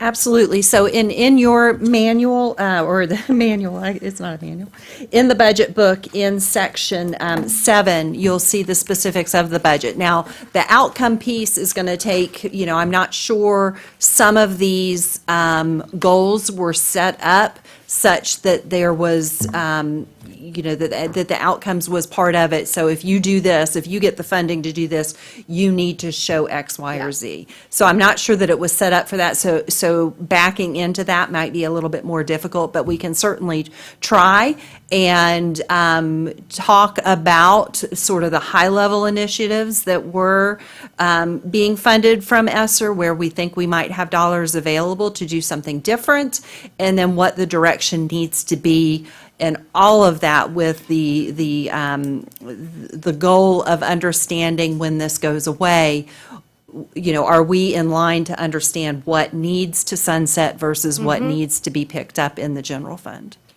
That I agree with, and even if we have to back into that, I think that should be a practice no matter what we're adding, whether it's ESSER or not. I mean, I know we say this a lot, but maybe this will be the change agent because we know the money is not going to be here next year versus it being an FTE. And so it really is incumbent upon each division and team to say, here's where we're starting, and we're going to measure this. And then I like the quarterly updates. There's all these workshops we want, and we want less meeting times. I don't know how to do that. So, but if we have less workshops and there's an update on a quarterly basis, I think that's absolutely reasonable. I think beneficial to everybody. And then it also, I think, it's the accountability measure, but it's also helps everyone understand, hey, we're not moving the needle. Is it because we don't need it, we aren't doing it right, or all of those different things, so that when it comes time for the decision making, it makes it easier, and it's not no one's left to be surprised. It's just it's preparing us. Is there a tail, or are there other decisions we need to cut off in programs that aren't as financially beneficial and academically beneficial? Mrs. Marinelli. Thank you, Madam Chair. I think with those quarterly dashboards, because the majority of people on the board don't have the student services background, it might be good to put what the ratio of social workers to schools, because I think this board would be very surprised because we're not even close, and our school psychologists. Our school psychologists are, just like our social workers and counselors, are very highly trained in delivering services to kids, not therapy. And I think that's something, too, to stress to the community when we talk about that. We're not talking about license and all of that. They are trained to provide counseling services in the school setting. But to have the counselor ratios, but the school psychologists, most of their graduate work is providing direct services to kids, not testing. So I think we have all these resources at the school level. They haven't been funded the way they could be. So I think when we look at that, and when you're giving the measures, to also know, it's different, because you're going to look at if this kid is attendance. Did their attendance go up? Which will impact their grades. If they have a school phobia, you work with them and their family, their grades will go up. So you're going to see a different kind of data collecting, but it will have if the people are used appropriately, it will have a definite impact, because we have the data from years ago when we had 8 years of an elementary counseling grant that gave us psychologists, social workers, and counselors at identified schools, that their grades went from D's to A's and D's to B's. So, but then when 2007 hit, and then we never take a look at what really helps kids. So I think that's a great idea, but give the ratios so Yes, people will know. Thank you. I'm so thankful that you said that. As we were sitting here, I wrote down quarterly attendance, discipline, grades. So thank you very much for that. And we'll make sure we prioritize the ratios, because we know when we get our ratios more in line with best practices, we can optimize the services that we're able to provide for our students and ultimately affect student achievement outcomes, which is why we're all here. And I want to Thank you, say, guys. I understand that a lot of these don't necessarily have their indirect impact, right? So sometimes it doesn't, when you're talking about a measurable metric, that's not always as finite when you're talking about supportive services like this. So, and I want to be that, so that, I understand that. And I think being forthcoming with that at the beginning of saying, here's what we do to measure and over X amount of time, 2 years, et cetera. But I think all of those will just be valuable for everybody, the community, us as well, and then just the team to see what the best metrics are. You just listed a bunch, which are that, because you can't look at these in silos. So I think that would be helpful. And I know, Mr. Edwards, mentioning the dashboard, we can talk about this a little bit later, but it's funny how there's a couple different scenarios where, first it was a workshop discussion, but if it's more or less that we're talking about different initiatives and then evaluating, because I love that idea, or there's other things that we ask about and say, come back to us in 90 days, et cetera, 6 months with an update, that to me is a much more reasonable, especially when we don't have enough time for workshops. But if that's, and because I think there's been two different discussions, as it was, if this is a workshop and then we're evaluating which one's coming next. But if we're talking about different, trying to identify what would be on there, but things that we're, certainly things that we're funding, if we're able to do that, instead of having your team come back here, and you guys allow us some clarity onto what, so it's not a ton of different data points, so it's not cumbersome, but, how would that be built? I'm all in favor of that. Did you have a comment on that? Yeah, I would just add that it would be cues to the board also. So for example, in 90 days in advance, you have a superintendent review. Yeah. So that you're already starting to think about that. Any kind, in 90 days, you're going to have a legislative update. Yes. So that all of those things come to board members, and/or you add information that you want to receive from a department on an ongoing basis, and you get that on a monthly basis, in advance what you're working on, or because I've always found that we react to it, or that we have to get this done in 2 weeks, and there's never enough time for us to really contemplate and think about it. And then, for example, if I had an understanding of those 5 positions over a 6-month period, then I could have a better conversation the next time budgets roll around, because I understand what the impact has been on a vote that I made. Yeah, no, I agree. And as far as, and I've talked to Kathy about this, and we're building it just for succession planning, having a basic map of schedules for committee assignments, student progression, certain things that have specified timelines that are coming before the board, so that we're aware. I'm in agreement with that, just to make sure we're ahead of schedule. Dr. Foster. Yeah, I just want to piggyback on this, and so thank you, Mr. Edwards, for bringing up this, suggestion of doing the 90 days or check-ins. I think this goes, going back to the ESSER positions, and we've added a lot of positions that I think we really do need in our district. Unfortunately, at the end of the year, we're not able to keep all of them, and so I think it's really, next year becomes the year of accountability. It is now really putting that at the forefront. So any positions that are out there that schools and people that are in these positions almost need to make sure that they are showing the impact that they're making. So I would add to the social worker, and this is these are conversations that we've had with the principals. The literacy coach position, which we just added, the plan is for the literacy coach to be checking in on a monthly basis with someone here at the district office, and that we really want to show that impact of what we're having on Tier 1 instruction especially. The data coach, so the pickup position has been kind of transferred over to a data coach position with that same philosophy that data coach is checking in here with the district office and should definitely be impacting instruction by using the scores and bringing that information back to the school site. We also added through ESSER dollars the behavior specialist position, and that is at every elementary school, and weighing the impact of that person, the thought process would also be checking in here at the district office. That is not something that has happened over the course of the past few years, and putting that in place so we can definitely make sure that the behavior specialist is making the impact that we want to see. And then finally, the guidance counselor, or school counselors, being able to add the additional counselors at the elementary level and reducing that ratio and taking off their load. The pieces that now the data coach will pick up, I think, will all make a tremendous difference, but we need to weigh the impact of each of these positions. We have a number of positions that are built in here. So we would add to not just the social work, but we have a whole group. I know a lot of them fall under you, Ms. Jacqueline, but and some under the instructional side, but the thought would be to bring that information back. So. Yes, no, I agree, and I think that would be helpful.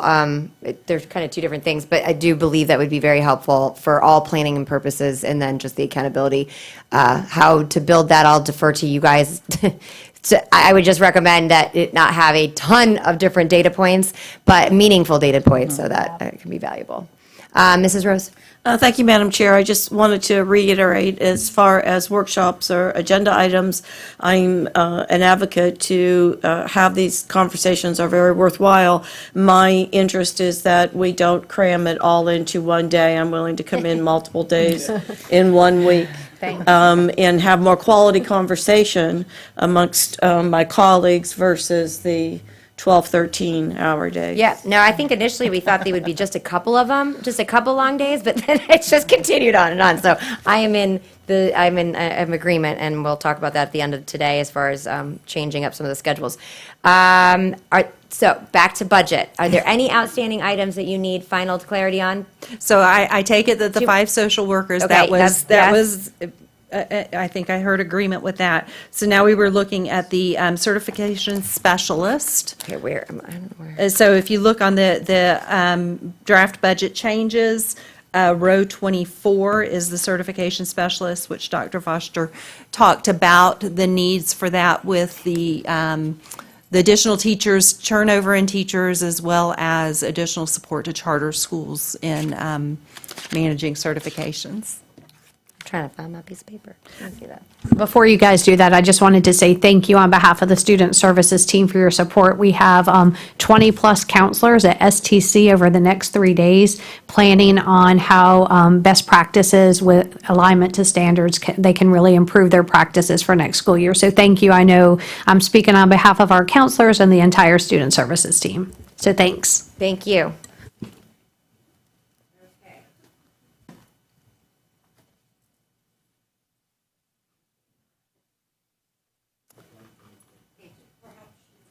To list the slate, I think we could probably do it all at once.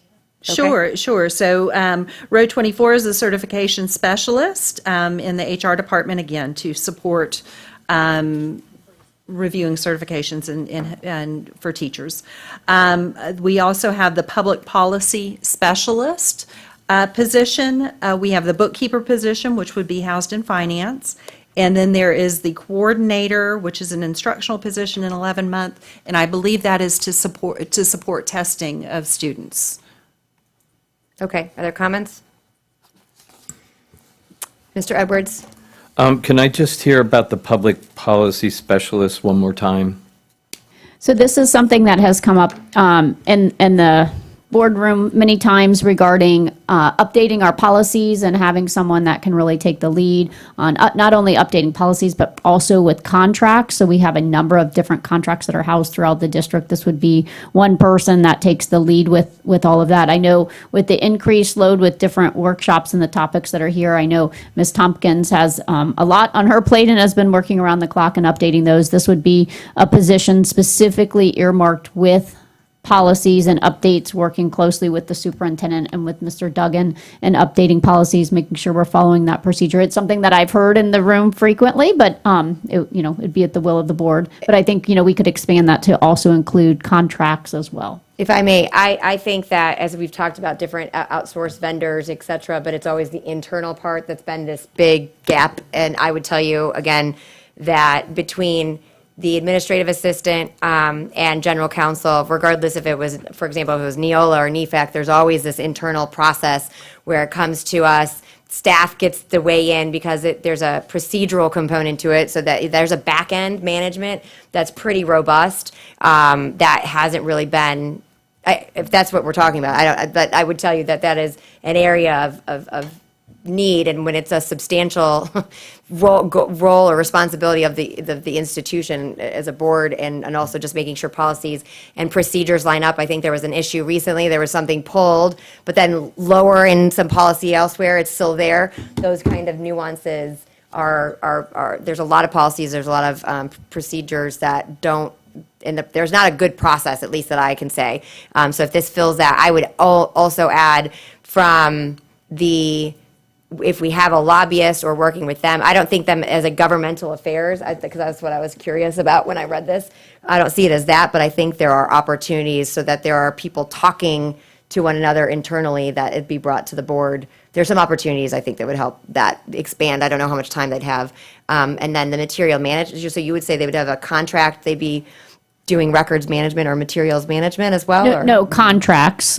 So when we have different contracts and different documents, and I don't know if Mr. Maniglia, because I had housed it under his department. So there are also just a number of different, whether it's contracts or things that are due to the state. There are lots of things that we have where we say, okay, we need to do this report. Now, this is a classified position, so this isn't the person producing the stuff. This is the person that is contacting the different administrators to say, you need to have this, this report is due, and kind of maintaining a spreadsheet to make sure, working with Mr. Duggan, making sure all the documents, making sure they get posted on the website when we have policy changes, that we have things advertised. I think there are a lot of different components. We went for the higher level. We also thought it could be a backup to Ms. Tompkins' position, and you could get someone potentially like a paralegal, where we could say paralegal preferred based on the level of that position. But like I said, it's still a classified, it is not an instructional, it's not an administrative position, but it's a higher end classified position that could really kind of dive into some of the content at a higher level. Mr. Edwards, do you have a follow-up? Yeah, my question was going to be, because my understanding in terms of policy and procedure, that we had Neola, now we're back to NEFAC, and so I thought that was being done by them. I understand sometimes there can be a little bit of a lag between policy and procedure. I do get that, but I thought that Mr. McKinley at Schumacher was responsible for that type of work. And now, I just heard for the very first time as a backup to Ms. Tompkins, I'm not sure that that piece has been codified for satisfaction from my perspective, and that if I were to say that when you start talking about a paralegal is a bonus, when you start going into that, I think one of the other pieces that has been on this board's agenda for topic of conversation is what standard pieces of what we're contracting to Schumacher to do could be done by an in-house person, an in-house paralegal, that we're shifting an hourly bill rate over, and is that housed there? I'm not sure. I'm confident that I want to say, yeah, let's go with that, because if what I'm hearing is we have a bigger problem, I'd rather understand more specifically that job description and how it approaches, how it impacts that bigger problem. Thank you. Mr. Enos. One of the things that I do know is that in that public policy specialist position, I'm glad that you added Dr. Foster in regard to the contract piece, because I can tell you is that as a board member, and as previous police chief, there are only places that there are certain contracts that are housed are at the police department. Then there are certain contracts that are only housed at other areas. And one of the things that I can tell you as a board is if anybody makes a request, and can you get us, where are we in contracts with whoever it may be, is that, this is one of the organizations that all the contracts aren't housed in one person or in one area, so that if we have a request, it makes it easier for a public records request, it makes it easier as a board member to be able to pull something up. If you want to be able to find out where there are certain places, I believe that, that would be as part of that. I think that would be beneficial to have a basic clearinghouse where all contracts, whether it's with the foundations or whether it's with, because when you get into materials and facilities, and I see Jody come in, that's a whole nother story about for personal services. I just know that I think that also that there's somebody that could be that one person. Because I know previously working in the sheriff's office, we had somebody there that's all that they did because of all the contracts that are out there. So, I'd be in favor of it, with that contractual piece to be able to push that in that manner, because I also know Ms. Tompkins it does a great job. But I think that overall, I think that it would be beneficial. So if I might jump in, Mr. Enos, I think it hit the nail on the head, and that's the vision for the position. So NEFAC is in place, and that is flowing in through Ms. Tompkins. We have a system that we've put in place to manage that through what we call Smartsheet, and so that as new policies are coming into place or coming in from NEFAC, and we need to add, or staff comes up with new policies need to be added, they're coming in through a database now that's running through. We've got approvals in place. That's all being tracked. So this person would help manage manage that process. But in addition, as Mr. Eno said, the other vision is contracts, agreements, interlocal agreements, interagency agreements, all of those things that are housed in every department across the district. Nobody knows centrally who's got what, where, and when. This department would help coordinate that, making sure everything's in place so that when they need to come back to the board, they come back to the board in a timely manner. The contracts are right, the agreements are in place, they're correct, they've gone through the proper departments to approve. That, I think, has been a piece that's been missing from the district for a long time. And the other thing, not only in terms of policies coming down from DOE, but school board rules. In terms of new rulemaking coming out of DOE, those need to come down and flow into somewhere, and there needs to be accountability in terms of there's a new rule that's in place, we're changing how we do something, what's the accountability to make sure we've got everything in place to hit the deadline from DOE. So there's a lot of things coming down that need to be coordinated and packaged and get to the right people to hit the deadlines. And we've been in a situation in the past few years that we just haven't had that because there's more coming through that everybody has to pay attention to. This position would help do all of that. So just wanted to say that Mr. Enos kind of hit the nail on the head with the vision, I think, for what this position would do. Do you have anything else, Mr. Enos? I want to add that, having been part of the policies and procedures in-house, as well as a board member, that whether it was Neola or NEFAC, there's a lot of work in-house, and it's my perception that we had a principal on special assignment that was handling a lot of the Neola piece, very similar to what this position would do, and I'm very much in favor of it, in particular that it's not a administrative position, so I am in favor of it. Mrs. Ziegler, turning it back over to you. Thank you. No, I agree. I think there's a lot, more than a third-party vendor aspect. This is on the internal, and there's a lot of moving parts. I do think that, this is a good first step. I think that being the job description would be very valuable to see what that would look like. I also would say, not that I want it to grow and be bigger, but there are two different things, two functions that we're talking about. And so navigating that to make sure it's done in the most efficient way, but I have no doubt those two areas are of need. Because I think will put us in a better position to have controls in place so that we're not exposed in certain areas as well. So I would support that one. Did you have any follow-ups, Mr. Edwards? No, I appreciate Mr. Dumas explaining that. It sounded like a hodgepodge initially, and I got better clarification, so thank you. Perfect. And then the next one would be bookkeeper. Correct, that's, okay. Yep, okay. So are there any questions or comments on that one? All right, so it appears that we are good there. Okay. And then I think the final is the coordinator instructional position for program evaluation and assessment. So this has to do with the increased testing and providing support for that. Okay, so are there any questions, board members, on coordinator program evaluation and assessments? Seeing none, it looks like there's a head nod there. Are there any outstanding, I do have a follow-up question on one item, but on these topics, are you where you need to be? Yes, I think so. And I also take it that the farm manager was a... Yes. Yes.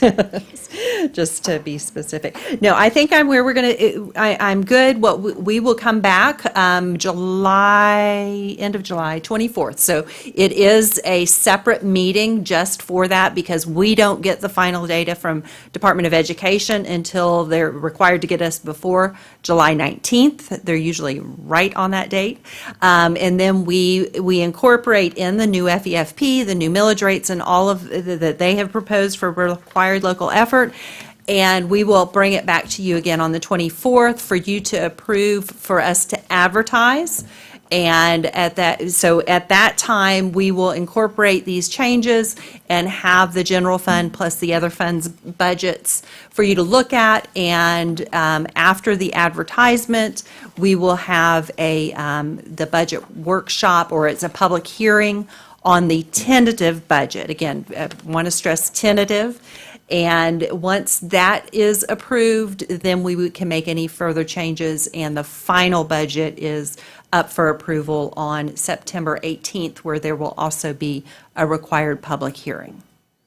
Very good. So again, I think we're in a really good place. We've discussed a lot of it, gotten really good direction, and we will just continue on with the things that have already been discussed and approved. Thank you very much for getting through that with us. I have a really quick question, and actually, as it pertains, this might be more for Deb and/or the board members, but forgive me if I get this confused, but when it comes to mental health counselors versus social workers, are there any compliant, I always think about, I mentioned, I like that we aren't doing a third party, because there's more controls, but are there, when it comes to what services can be provided, is there can I ask you this question? Just, do you mind if you want to come up, because I don't like talking to people out there. But just to have clarity as to far as where the line is, and then what the process, they're not clinical.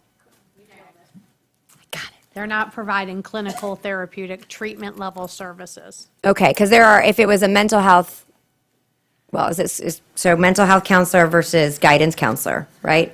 So our school counselors. Please explain. Yeah, our school counselors, our school social workers, and our school psychologists, part of their responsibility is to provide mental health support. So they are considered a quote-unquote mental health provider, meaning they can provide mental health interventions for students. So for example, there may be a group of students who are struggling with test anxiety. So they can pull a group of students and work with them on how to help cope with that anxiety to be more successful when they're taking their assessments. When it comes to therapeutic supports or mental health therapy, that is what we would refer out to outside agencies. And when we do a referral, so we would refer them to outside agencies? Correct. So that's when we would have, we would get the parental consent signed to be able to refer You do that like an student. intake form, get all this? Through a separate agency, right? We would get how our procedure works is if a student, the team decides that it is necessary or beneficial for mental health therapy, we would meet with the family. We get consent on our district form that we can provide the student's information to an agency and the parent's information, and then that communication happens between an intake between the agency and that parent and that family. And that's on-site or is that off-site? Well, with the way our model was before through First Step of Sarasota, the therapist would be on campus to be able to provide that support. One of the barriers in the past few years that we've had is First Step of Sarasota has not been able to fill those positions. So where we have allocated, funding within an agreement to hire those therapists, they have been unable to hire them. So there is nobody on some campuses, unfortunately, for mental health therapy to provide that. So the idea is with these 5 additional social workers that we will be able to intervene earlier in providing those mental health resources and supports, and then be able to refer out to agencies if the need of that tier 3 level of therapeutic support was necessary. So they're intervening earlier, but they're not, again, it's not clinical. It would just be the Correct. same process, but then they would refer out. Correct. After the parental And some consent. of our interagency agreements, many of them can still come onto campus and work with students once that is signed between the families to be able to come to provide supports on campus. Okay. All right. Thank you. I may have follow-ups, but I'll find you if I do. So, thank you us very much. anytime. Mr. Edwards? One last question. I know I brought this up earlier about PLC with Solution Tree, all of that presentation that we had probably about a month ago in a workshop. Is that in the budget? So there is a section in the ESSER budget for professional learning communities. The specific budget for the Solution Tree contract has been utilized, so that would have to be amended to increase that particular piece. There are trainings and there is budget in there available for the contracts with our employees to do those, to provide that training or to receive that training. So we're a little bit in limbo with that. I don't. Yeah, so I think right now we are finishing up what was approved prior, what was presented, where we had the workshop item, I believe it was 2 times ago, where they presented that the additional dollars have not been allocated. So we have money in the budget, in the ESSER budget, to do collaborative planning, but whether that's with Solution Tree or another organization or done in-house, that has not been determined. So it would require the board to whether it's Solution Tree or any other organization, would require the board to then allow those dollars that have been allocated to be utilized toward that particular company or any other particular company. So right now, we just have dollars earmarked for collaborative planning, but nothing toward Solution Tree at this time, moving forward. Okay, and from my understanding from staff is that they're anxious to move forward with that in the start of the school year. So as long as it's in the budget, but I would recommend to the board that we get that discussion also as quickly as possible, because I don't want to be reacting to the start of the school year. I'd want to know that's in place. Yeah, I mean, again, this has to be a discussion for the board. I know that my point are there alternate, I mean, I can't make a recommendation of a different vendor. Are there alternate options, or, and if I'm one board member that doesn't, I could be 1 in 5 if that's just not a supporter of Solution Tree. I will talk about this later, but anything related to Castle, I won't support. So, are there, Mrs. Marinelli? Deb, you and your team do all the interagency agreements, correct? Is that going to be something that the public policy specialist would be reviewing also? Be great. I mean, That's why I keep finding out I think, yeah, I think we'll have to meet and discuss the workload of everything. I just want to make sure that we're not putting, we would have to look at the. I'm not like shifting it, but that person would review what is being done, so that person would know exactly these interagency agreements are with the district. And also, I know we have a lot of other organizations that come onto our campus that doesn't involve student services, but do we have any agreements with whether, and I'm not trying to create controversy, we just know that we need to know who's on our campuses and what services are being provided. So if we have anything that our foundations are helping us with, like the reading programs, do we have a way that all of that is captured? So anybody could ask, or we as board members, who's going on our campus and what services are they providing? Yeah, yes, I mean, that could definitely be housed with this person, But I'm not trying to put that on you guys, because that has nothing to do with student services. Thanks, Robin. Thank you. And you know, we keep a master spreadsheet I Yeah. shared with you all of the interagency agreements that student services monitors and house in our department. So those are typically like mentoring type contracts and support service contract or agreements, not contracts.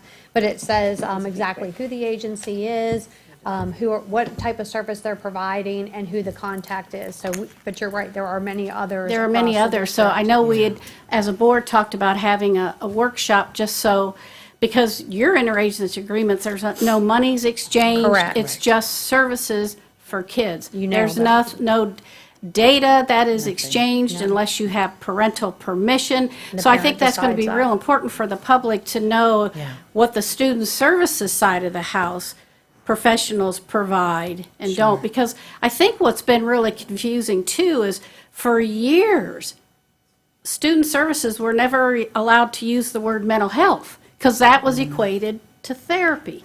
And then with Parkland and everything else, the mental health piece came in. And I know people are confused thinking that, you have to be certified for this, for that. Well, psychologists, social workers, counselors are certified in their field, but it's for supports at school. So I think there's a whole issue or information that we could provide to parents. So- And I will add, there are questions that I find us having myself, is that what clinical services are offered, even if it's provided through a third party. I know I'd asked from a financial standpoint, how do parents pay for it? Like, do we have the intake form, and do we provide Medicaid? I mean, there's a whole, and this was asked to me, and I was like, we don't provide Medicaid. So I called Bonnie and I asked. I mean, there's a whole litany, and I still don't know that I have clarity on that space. But that we're well over time. But I think those are areas I think are important to make clear. especially when we're doing third-party agreements. And I know we've run into that question about those controls being in place. So that's why I said, I'm glad we're hiring someone so we'll have more controls. But then I was like, wait, I want to make sure they're not clinical in nature. So we do not have any clinical staff Correct. on staff. We have no clinical employees that provide clinical services on staff. On school campus. Well, there may be some employees within the That are department that have private practices outside of Oh, the yeah, but school, that but are not- nothing in the school setting is provided. Okay. We have this really cool infographic that we're going to share with you all after this meeting, and it has the role of what the school counselor is when it comes to school-based mental health, what the role of the school social worker is, what the school psychologist, and then where the intersect is. So I'd love to share this with Yeah. you all, and then if you have like individual questions or comments that you're like, hey, Deb, when you do your quarterly report, could you provide us more information of how this actually looks in a school setting?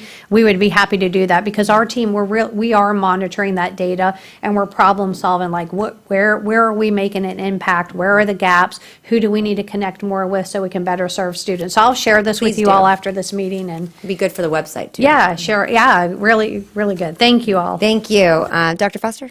I was just going to mention, I have written down here policies, contracts, interagency agreements. So we'll work on a job description to bring back to the board regarding that public policy position. All right. Well, we're only an hour and 15 minutes, but that's okay. At least we got, the budget was kind of a time sensitive. Thank you so much. Sensitive that we got through that. So are we in a good place? Great. All right. Thank you so much, Mrs. Penner. Now I lost my, here we are. Moving on, we have choice. I lost my agenda. Choice legislative update. Thank you. Oh, here it is. Mr. Edwards, sorry. I'm sorry, I'm just going over my list one more time here. Before we get started there, I think there was conversation about behavioral specialists that did not get discussed, and how to include them in the budget. That's my understanding, and I know that Ms. Rose and I are trying to figure out how to use some of those ESSER dollars, and before we get too far away from Ms. Penner being at the podium, if there should be, for the start of the new year, in my opinion, some additional behavioral specialist, and if anybody could talk to that topic from administration, I would appreciate that. Mrs. Rose? As well as, thank you, Madam Chair, to add to that, behavior specialist has a lot more flexibility and I know there was a conversation of what social workers can do, psychologists, et cetera. Behavior specialists have more flexibility in what they can address to support a student's success in school, academically and behaviorally. But point being is I would also like clarification on the criteria to be a behavior specialist, because for years as a school-based principal, it required exceptional student education certification, which I will tell you that I could hire a behavior specialist that would do a phenomenal job supporting a student that didn't have that, and it always got in my way. So is that ESE certification still a requirement? Dr. Foster? Actually, I know we've made some, or is that to answer regarding? Yeah. Oh, And I know we've made some, I was actually just looking up the job description to see where we landed. I know we've made a couple of changes to that. We had a difficult time finding people that had the ESE certification. So I know we, initially, when we added the 23 at the elementary school level, we said then they needed it by the end of the year. I'm looking back there, I don't think we've made a change to that, but if that is something that needs to be changed, we could, but at this time, it was that they had 1 year to get the ESE certification. Does that answer your? It doesn't. It does, but I But don't if that's it- necessarily Yeah, and if that's agree it- with it as a principal for 14 years, and I see Dr. Moore as a principal for as many years, nodding her head, and others that, there's a multitude of teachers, staff members with a variety of backgrounds, limiting it to ESE certification. I never was able to find an advantage, so I do challenge that. We're fine in presenting, bringing it back. I believe we'd have to bring it back to a board meeting to have the job description revised. And so obviously it would make it easier to fill the positions. That's why we had put a year-long time frame, but we could definitely make it where that's not required if that is the direction we want to choose, that we choose to go. I would defer to, that feedback, though, you're getting that response. I don't know either way, but I want to make sure that we're able to hire people in those positions because it's important. Going off of what Mr. Edwards had mentioned, I know that discipline was high up on my priority from, when we're talking about ESSER funds, and I know there was an initial discussion about the 45-day, which again, I commend this team for thinking outside the box. I'm not sure that there was finalized discussion, but I think the entire board was supportive of funding going towards a plan, but needing to dive in more. So, Mr. Edwards, if I hear you correctly, is that moving toward, and I may have missed this, is that moving towards behavior specialists specifically, or?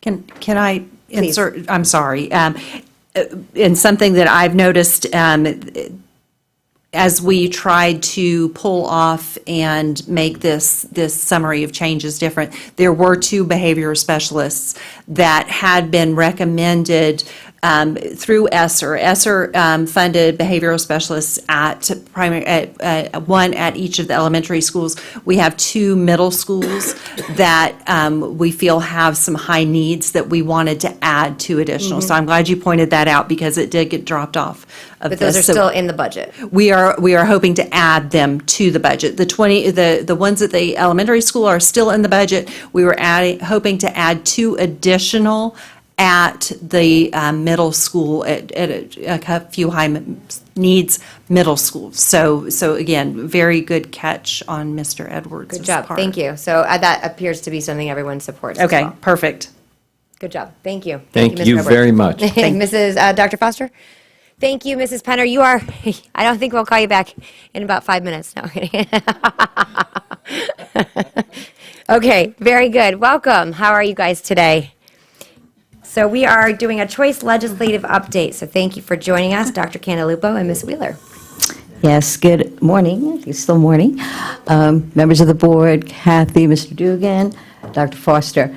So today we're here because there have been some legislative changes in the choice process, and we wanted to just basically go over them. Hopefully this will only take a few minutes, and it will answer any questions you have. You have a one-sheeter, I think, that we sent you on the basic process as it stands today, where we have controlled open choice, which is our random lottery that's run once a year. We then have reassignment based on specific conditions. They're those that are outlined in the legislation, which is active military, foster care, court-ordered changing custody, etc. And then there's others that we have added over the years to meet the unique needs of Sarasota. But as you can see, they're very well-defined, such as health concerns. And these are available throughout the year for families that move in during the school year. And then we also have the Hope Scholarship available through the school year for schools with capacity. I'm going to have Millie look at the statutory updates and then hopefully show us our new procedure. Thank you. So I will tell you that I think everybody is aware that in the last few legislative sessions, there's been a lot of expansions to parental choice and school choice. And in auditing and speaking to my colleagues throughout the state, I can tell you that I think Sarasota County continues to have one of the most open school choice options for our families in our community, and I think that that's something that we want to continue to be able to provide families with as many choices as we can, but do continue to reiterate that it is controlled and it has to be for a reason. Obviously, not every family can go to one specific school. It just becomes a capacity and a safety concern. But we do try to work with all of our families, which is why we have so many options. And really, this is just a procedural update more than anything. The statute has required us to provide updated capacity at each school by grade level every 12 weeks and provide that for our families to see. And really, that's just providing some transparencies for families. So instead of having to call to say, would it be an option to move to this school, they'll now be able to access that information on our website. So our team has worked very closely with many departments in leadership in our district, upper leadership, budget, state reporting, planning, to really work on an individual school principals to work on a plan that works for everybody. So we do have our first update available for our website. We were just waiting until we met with you all today to send that out. As you can imagine, with the immense growth in our area, we do have several schools that are just over capacity or full. We did open seats at every school for the initial lottery, but those seats have since been taken, and many schools are already on a wait list. But beyond that, we do have some schools that still do have some available seats for the fall. So what we are doing that will be a procedural update is we are expanding our reassignment application to provide an opportunity for families to apply to transfer to a school that has posted capacity. So even if it's not their zone school, if they applied during an enrollment window, it's not whenever, they would just be at semester, it would provide them that opportunity. Those transfers would not come with transportation, but it just does provide families with an additional choice. And then if a family really wants in a school that does not have current capacity, we will put them on a wait list. Unfortunately, some of our schools, I don't anticipate having any openings on those wait lists, but we will offer that opportunity. Some schools are a little bit closer with capacity than others. Like I said, it's really just it's a procedural update. We're hoping just to try to provide more flexible options for our families and all of their unique needs. Questions?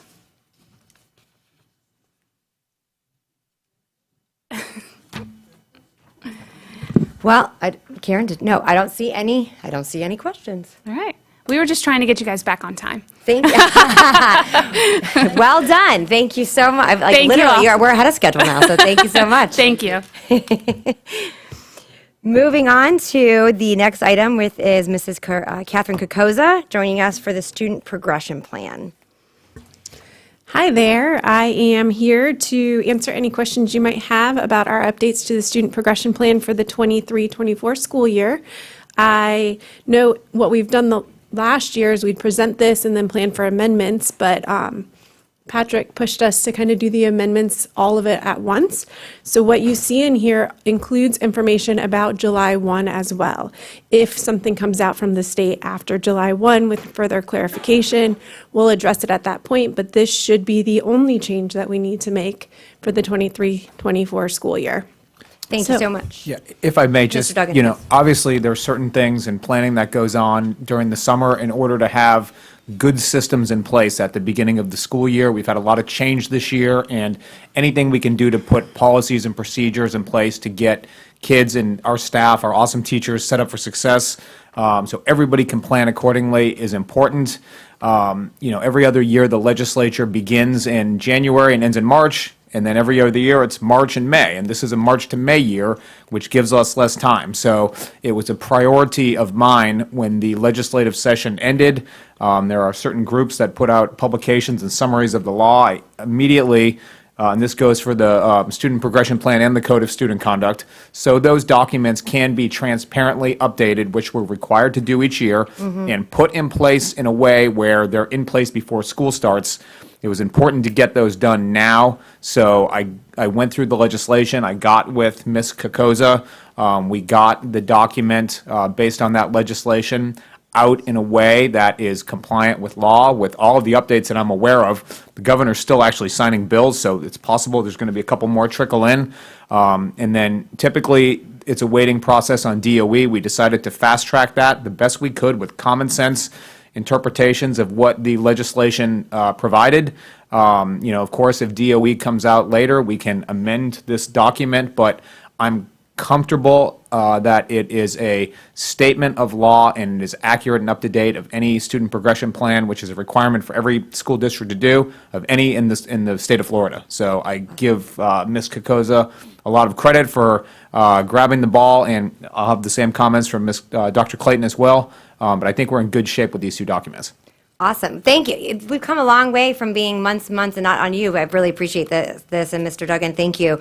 Because a lot of times it was almost that we were having asked to do something in arrears. And also, I just think starting the school year with this clarity, I know that with legislative session and even just the rulemaking process through DOE, they're almost in arrears when it comes to when we're required to get these posted, but operationally, I think this puts us in really good posture.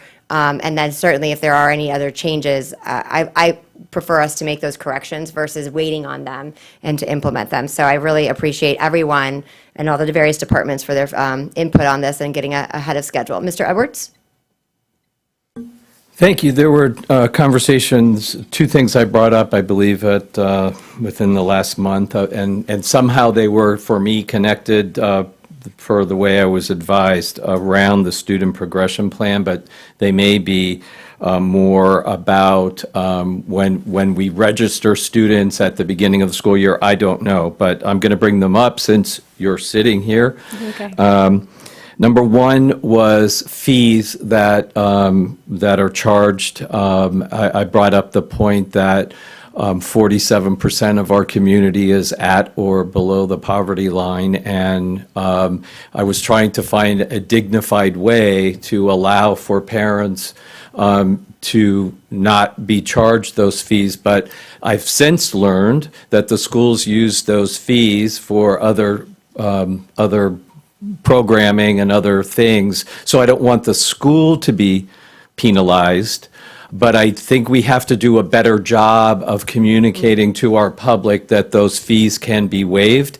And I don't know if we do that on the front end during registration, if there's some mechanism to be more supportive, but at the same time, I would like a general fund component in the budget, that the school isn't penalized when parents can't afford those fees, so that we can make sure the school receives those funds the way that they're intended to be used. So I look for a solution to that. And then I've heard from multiple community members that since the culture war legislations have gone crazy, that we're constantly sending home permission slips and opt-in, opt-out. And what parents are looking for is one solution at the beginning of the year. I want to opt my child into everything. They can check out any book. They can go on field trips. They can,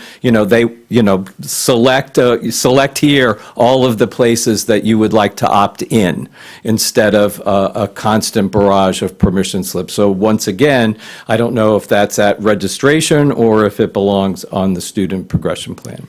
So I will bring the fee information back to the larger team because that is outside of this area. As far as the opt-in form, it does not sit in the student progression plan. This is really solely focused on how a student moves from grade to grade. It looks at some of our specialized programs like ESE and ELL. It also talks about graduation pathways. So that's really kind of the gist of what the student progression plan does. There are some other components in that document, but we try and keep that very narrow and very focused. However, from a curriculum lens, the opt-in, opt-out forms are things that we have continuously talked about this year because of all of the different legislation in place. It is a really tricky situation because everything's okay until it isn't.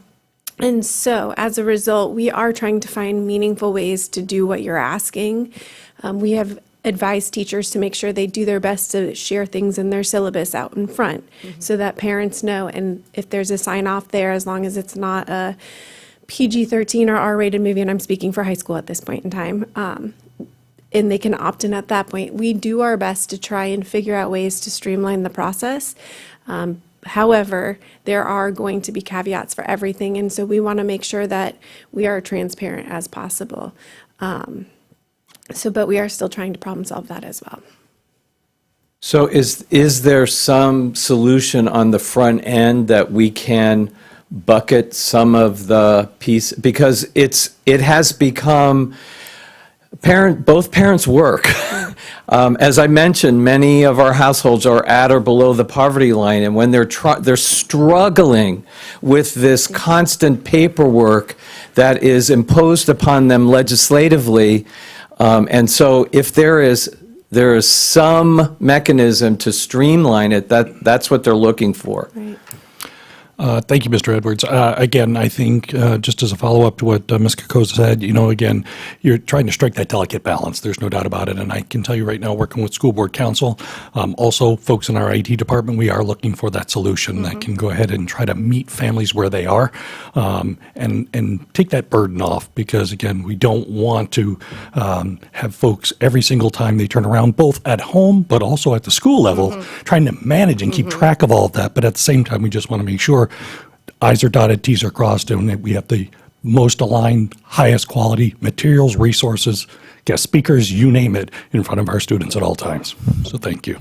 And just to add to that, and I think that was part of where, for example, when we talked about the instructional material, the library books, because there is, recognize there is such a range, and wanting to be thoughtful of staff to have whether it be the beginning of the year or what have you, to minimize the permission slips as they go, because to me, that puts more risk on their shoulders of, oh my gosh, we forgot something, or we didn't realize that this person, it's the end of the year, and we didn't realize Johnny was allowed or not allowed, whatever it is. I think that, and then putting some of the onus back on the families of saying, okay, if we're putting the syllabus out at the beginning of the year so it's transparent, but also allowing for some systems in place so teachers can be flexible and creative, and then having a process in place for if they go outside of that lens. So yeah, that may require some awareness to those parents.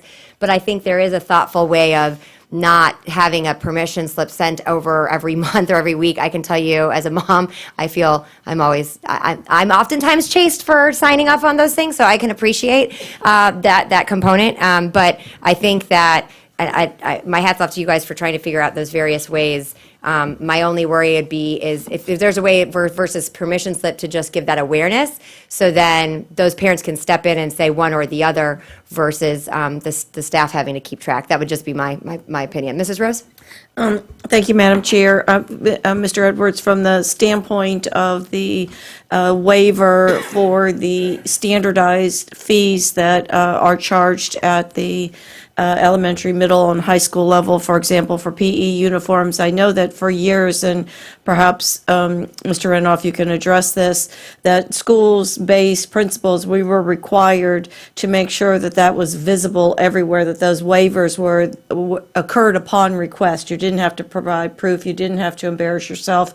Staff were all made aware, PTSO. It was well-versed and shared at the school-based level, but it was also, if I remember correctly, there was a deadline, July 1, it was early, July 15th, where you had to have your supply list online, where it was sent out to parents, and that was very visible, and so that it became part of the culture, the nature of the school, that we were taking care of families that didn't have the means to pay those fees. And for example, physical education instructors, making those requests on behalf of their families for uniforms.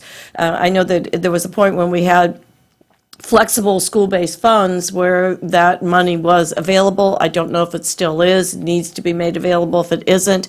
But we had a very good system of communication in print that took care of those families. Thank you. Oh, go ahead, Mr. No, I just wanted to, confirm, absolutely, Ms. Rose, that is something that, again, years ago, actually under previous superintendents, Ms. White, Ms. Hamilton, et cetera, that those processes were put in place. And so, again, we just want to make sure we can revisit it, certainly across the levels, but we just want to make sure that it's done in as sensitive a manner as possible. But certainly, awareness is key and early so that, again, nobody's struggling to make ends meet there. And just to give staff a kudos, because I know, Mr. Edwards, you brought this up last workshop, and so during agenda review, I know this was discussed as well, and then it came out about the various programs, or to Mrs. Rose's point, what occurs at many schools, but then I think it was confirmed that adding to maybe some communication piece so that we make sure that families are aware of that, because they may not be, and so I'm not sure if that was finalized, or if that's going to be at the beginning of this school year, if you guys have an action plan on that, just to make sure that's addressed. I'll be just working with the team just to make sure that that's in place. Perfect. Mr. Edwards? Yeah, just to follow through on fees, I'm not challenging anyone. It's an unusual time economically here in Sarasota County, and if anyone read the front page of the newspaper today, it was confirmed yet again about how folks on that marginal level that may not have been in the poverty line could quickly find themselves there. So I want to make sure that that gets elevated as much as it possibly can. Secondly, the number one issue I think I hear mostly from parents is about book challenges or book conversation or lesson plan or all of that kind of ultra sensitivity that they're finding unnecessary.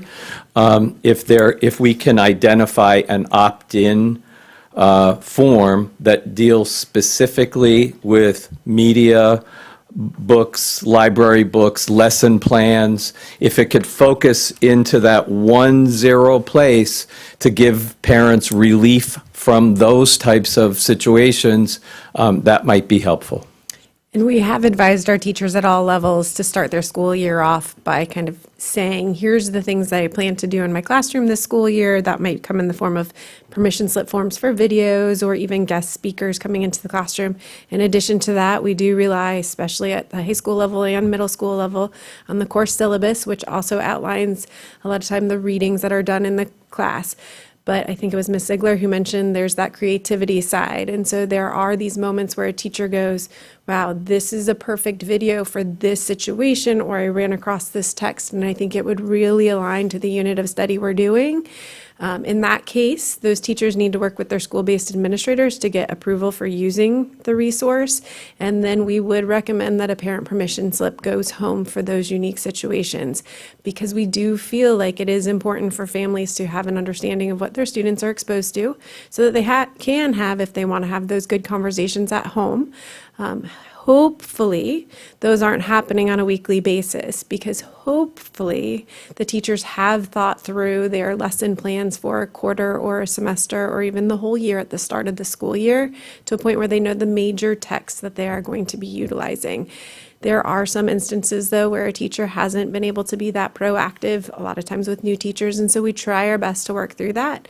But we would recommend to a teacher, if they're using something that they hadn't previously identified, that they do send home a parent permission slip form. See, that is the exact scenario that our families are upset with, because they trust their teachers. They trust Sarasota County Schools, and they chose to be here, right? And what they're saying, what they'd like to say, and I don't know if there is some sort of legal way that they can indemnify the school and the teacher. I don't know the answer to that, but what I'm hearing is I trust you. We trust the schools. We trust the teachers. They're excellent. Our previous students have gotten the best educations, and we never had to go through this. Now you're making us go through hoops that we perceive to be unnecessary. Can I just opt into everything? So I do want to share that a lot of these permission slip forms that we have in place have been highlighted recently, but they have been practices that we've followed for a number of years. So I do understand that right now it feels like a lot. However, since I've been a curriculum director and when I was a program specialist prior to that, we did still support the use of parental permission for any type of class novel that we used. At that time, that was the real big one. It's expanded now as we use online resources. So I do want to share that outside kind of work that we bring into the classroom, the supplemental work, is something that we have always done or should have always been doing. So it's just very much highlighted right now. Okay. Thank you. Mrs. Marinelli. Thank you. I think for those of us who've been around a long time, this is not a new conversation. And many years ago, to alleviate some of that, and you'll have to guide me because that's been a while, on the registration form, there was a whole group of things that parents could check off and say, yes, they can give this information. Yes, that was a way to bring this down. But I agree with what you said, Mrs. Carcosa, that we can't, there's so much at stake now we have to have that parental permission. Because I can almost say for every parent that probably voices, I don't want it, we get one that does. And I don't want to see any of our teachers, any of our principals get in a situation. I would rather err on caution and get that permission than not, because this is not a new conversation. I worked in this district 35 years, and for 35 years, that was a conversation, even though the list has gotten bigger of everything. But I always sent out a permission, and that would be if it ever comes up as a vote or whatever, I will always send home more permissions, and that opt-out or opt-in can get schools in a lot of trouble. Mrs. Rose? I just wanted to reiterate that these are systems of accountability and communication that follow legislative expectations, curriculum standards, benchmarks. It's a whole system of accountability designed to provide the highest quality education. For me, it is nothing to do with trusting teachers. It's actually the opposite. It is protecting them. And it's giving assurances to us who provide oversight that these things are occurring, because that accountability goes up to the principal, to the superintendent, and to the board. It's providing assurances. And granted, there is obviously a lot of heated discussion and perceptions that are occurring, but in the end, my job is to make sure that I'm protecting that teacher, and that we are assuring our community that we, as a public school, are following the legislative requirements and providing a quality education within those legislative expectations.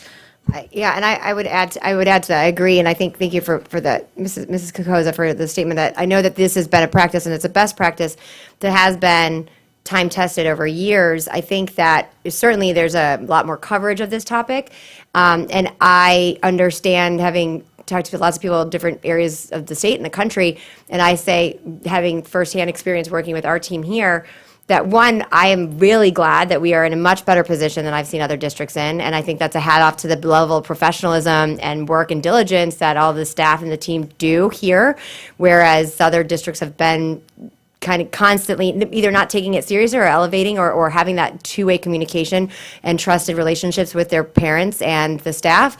But I also think the other part is, and to Mrs. Rose's point about protecting teachers, there's a different level of content that we're finding is coming up. It's not being provided and brought in from our teachers.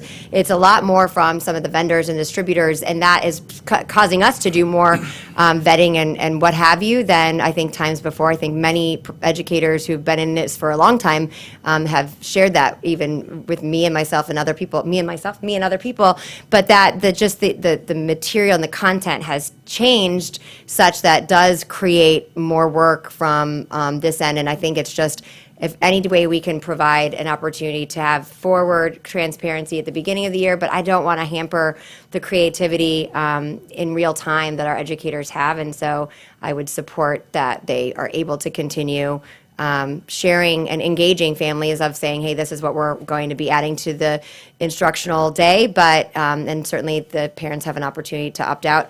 I can ask, again, as a parent who has had my fair share of follow-ups from the school that I hadn't signed something, I can appreciate not wanting to have too much there, but I do believe that this is something I would like to see us continue, and I do appreciate all the work you guys do on the front end. Dr. Foster, excuse me. Just two things. One, kind of piggybacking on what Mrs. Rose said, I do think most teachers probably feel more comfortable in having that as a protection for them as well. And then just going back, I know there was the thing with the fees. I just wanted to bring up, we do offer a lot of different programs within our schools. I know we saw that with the hurricane relief and Dr. Moore and her efforts to really get out in the community and share that. And we have a number of things over the summer. So the Day of Hope program is a really big program that we have throughout our community, and a lot of churches churches come in, not only to provide the school supplies, but they also provide a haircut and a dental appointment and lots of different resources. So, Mr. Edwards, I think what we could potentially do is try to get that word out more and make sure that all of our families know about these resources that we do have, because we are trying to provide and make sure that we meet the needs of all of our students. So I think having the extra counselors in the schools and having them be able to provide that time, they're usually the ones that kind of take the lead with that effort, can definitely bridge that gap as well. And social workers. Thank you. Mr. Duggan? Yeah, just to touch on what you all were talking about with the consent, obviously there are pure legal minimums that we need to make sure we're complying with. That would be layer one. The second layer to me would be the spirit of the Parents' Bill of Rights, which is state law, so we need to kind of have that in mind as well. But beyond that, I totally hear what Mr. Edwards and Ms. Marinelli are saying. I think it's a balance between ease for parents and teachers, yet with accountability. And to me, I will add that I think what's important when you're talking about parental consent is parents knowing what they're consenting to with accuracy and precision. Everybody wants ease until they find out they've agreed to something that has impacted their kids and they didn't realize what they were agreeing to. So really having accuracy and that communication about what this means is really important. Thank you. Mr. Edwards? I appreciate Dr. Foster saying that there, as I've heard also, about an extra enhancement in communication on the fee piece. And to me, that's meeting in the middle and trying to say, Mr. Edwards, we hear you. Conversant to that, on the other side of that, when it comes to the opt-in conversation, we are missing a community, that if we're trying to bring community together, and by any stretch of the imagination, I think teachers know that and staff know that I have their backs all the time. So it's not a question of protecting teachers. In fact, I hear the complaints often from teachers that it's time-consuming for them to have to create permission slips and to go through the process and so forth and so on. And frankly, that has a ramification into their lesson plans. They think about, do I want to have to take this extra step to introduce this piece that I have to go now get permission for? And so that causes, and where I'm just trying to get out there is that there is not, and I'm not suggesting that we are not compliant, but I think that it's having adverse impacts, whether it be an over permission slipped to death, and or does it have impact into the lesson plans, and students, particularly high school students, which I've also heard, feel that their education is being hindered because it's a constant challenge.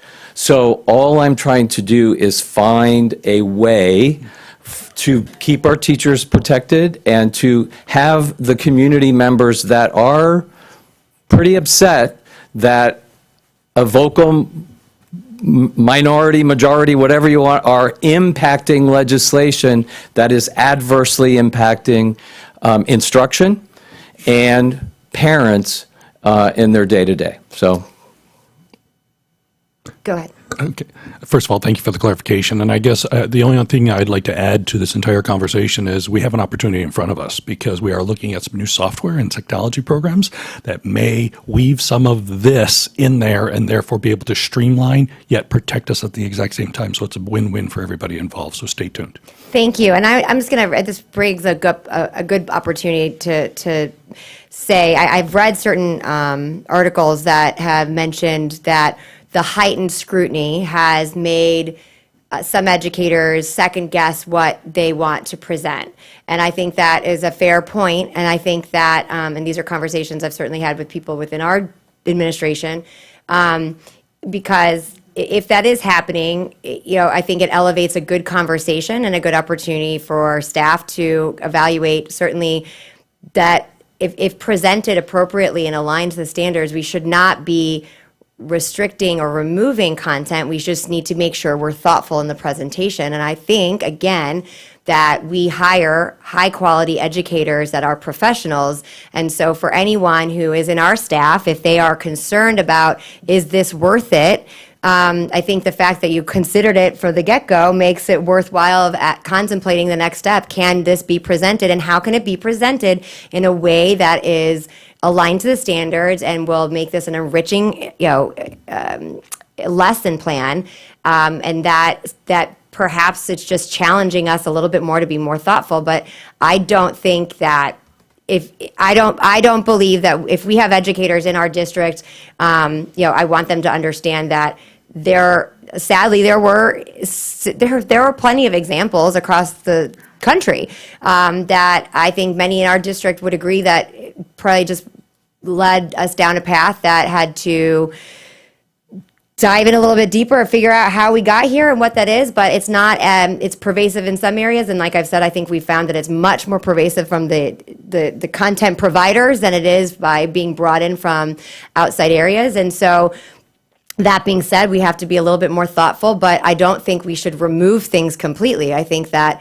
we just, as the adults in the room, have to challenge ourselves on how to present it in the most thoughtful way, but not to remove it completely, because I think that our students absolutely will be to their detriment. But I would encourage anyone who has to think about the extra step. I think we've got great professionals in our district that can work through those problem-solving situations. So I just wanted to make that point. Are there anything else on the student progression plan?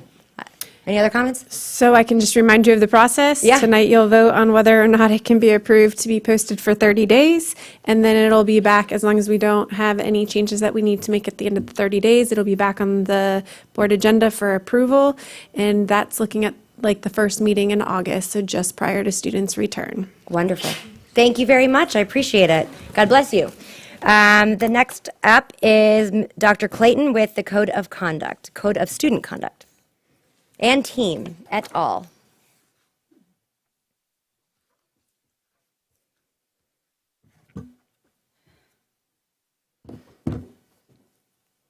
Hello, hello. Hello there. How are you? Thank you, thank you. We are here today again. We're really excited to be here. Thank you for inviting us back. So last time that we met, we had Mrs. Rojas, an amazing superstar and assistant principal over at Brookside Middle School, as well as Brooke Teal, who's a program specialist in our department in secondary education and Department of Academic Intervention Programs, to talk about our Code of Student Conduct and kind of where we are in the process. So this year we added a few additional steps just for sake of just making sure we're all clear kind of where we are and transparent about the process here. So a few weeks ago we met. We weren't finished as a work group working on the Code of Student Conduct updates, and we want to get your feedback. I think you'll see that some of the feedback that was provided, or all of the feedback that was provided to us a few weeks ago, have made its way into the document that you have before us, as well as legislative updates that just kind of swooped in there right around the time that we presented. And as Mr. Duggan said earlier, we were able to incorporate that into our Code of Student Conduct. So we'll go ahead and get started. I'm going to turn it over to Mrs. Teal, to Brooke. Excuse me, to Amanda. I apologize. We did rehearse this. To Ms. Rojas. Good morning, everyone. Thank you for having us this morning. So the objectives are on here for the annual review. The objectives are the same that we had presented prior. We have work groups that were created the last couple of months to meet. Those work groups were a variety of stakeholders that included numerous school administrators as well as district leadership, and then some of the work groups also had parents and students as part of that. And so we've been working through where we're at with those objectives, and so as we go through this today, you'll see we're almost to the end here as far as finishing up where we're at with it. And so we'll shift over to Brooke for our sequence of events. Thank you, and good morning. Everyone does that. It's still morning. 2 minutes left. Good morning. It's a pleasure to be here. So just walking through the sequence of events. So today we are June 6th, and we are here to present the draft based on the feedback you gave us, and also the feedback from our work groups. And this also was with that legal counsel of Mr. Duggan. And next time we see you on June 20th, we will be back to seek your approval to advertise this to the community for their feedback.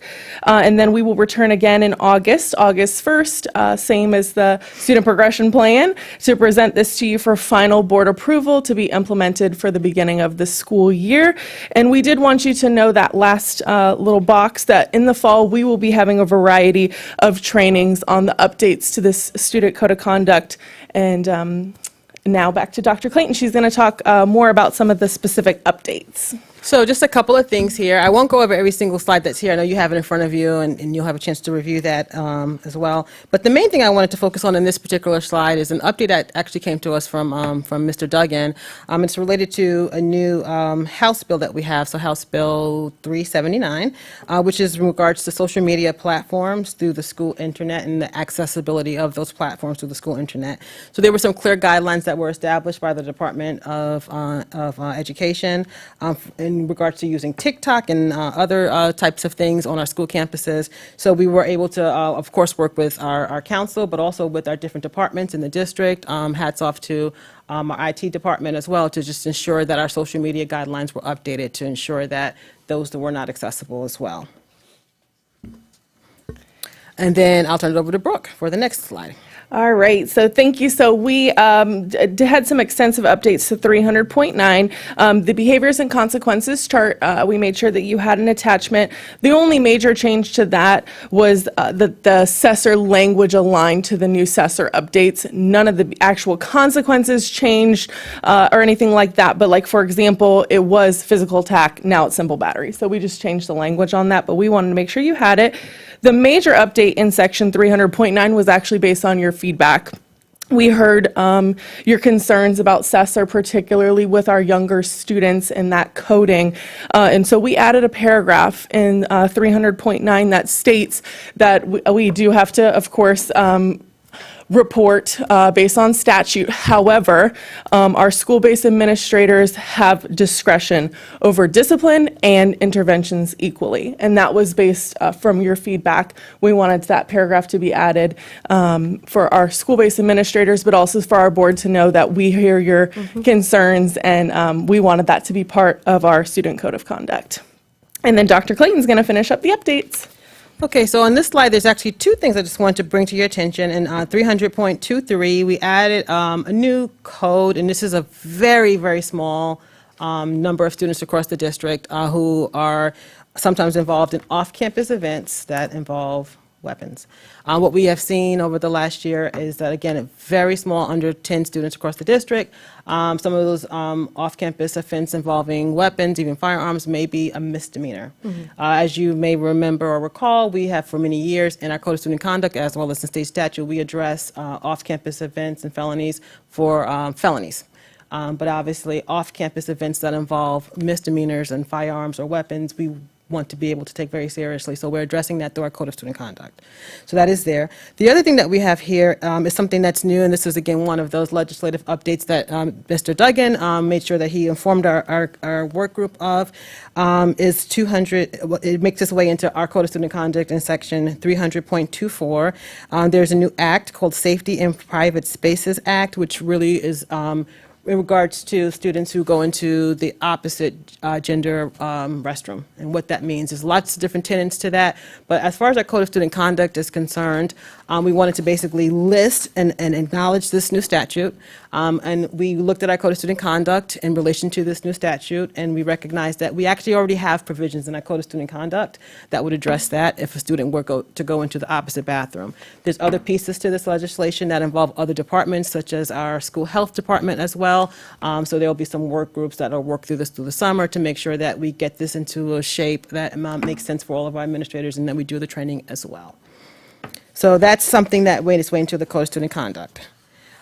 So next we have Mrs. Rojas, who's going to update us on the dress code piece, the fun part. You got the fun one, huh?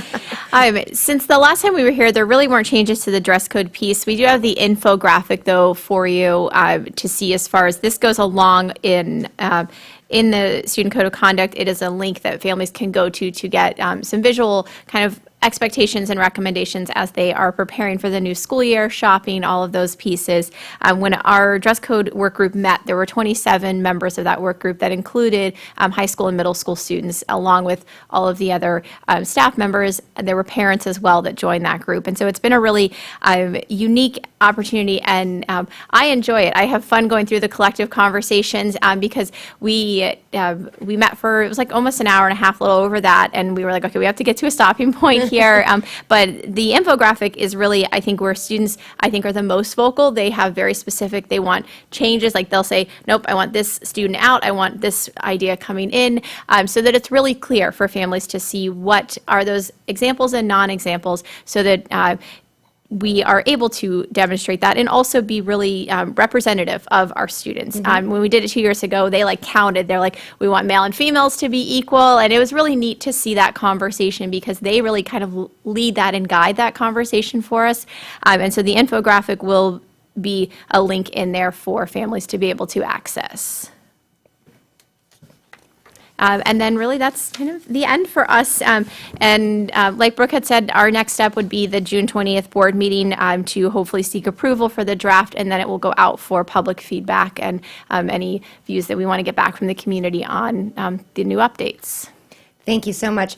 Dr. Clayton, I have a quick question, and Mr. Duggan, I'll hand it over to you after that. But when it comes to the student code of conduct, at the beginning of the year, do all students and families get a copy of it? Do they sign it? What's the process? Yeah, thank you for asking that question. That's a great question. So the Code of Student Conduct is one of those things when students or parents re-register their student or register their student if they're a new-time student to our district, that there is a link that's in the registration process, so they're able to view it that way.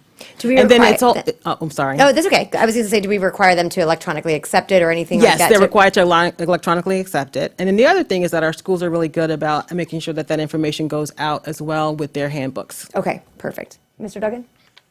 Yeah, I will just add the two pieces of this that I was mostly involved in were legislative, was the social media, and then there's legislation for bathroom use.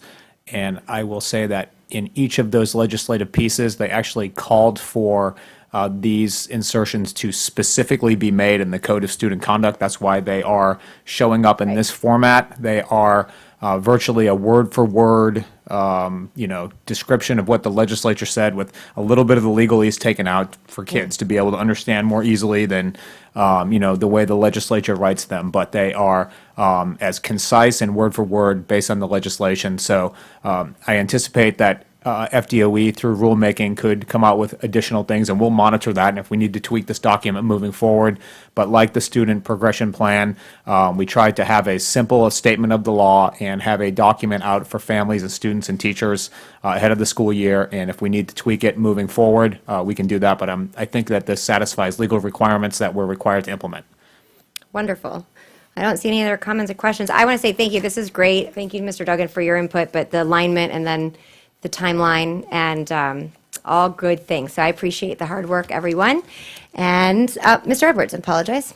One quick thing. I know we talked about this the last time you were here. I think we can even do better on social media beyond DOE, and I would suggest that the board have a conversation, and I'd like, as I said last time, I'd like to throw this out to the students and have them come up with additional codes of conduct for themselves because they know, many of them know the pitfalls of social media, and I'd love for them to be involved in how they can help themselves and help their peers do better with social media habits for the advancement of academic achievement. Absolutely.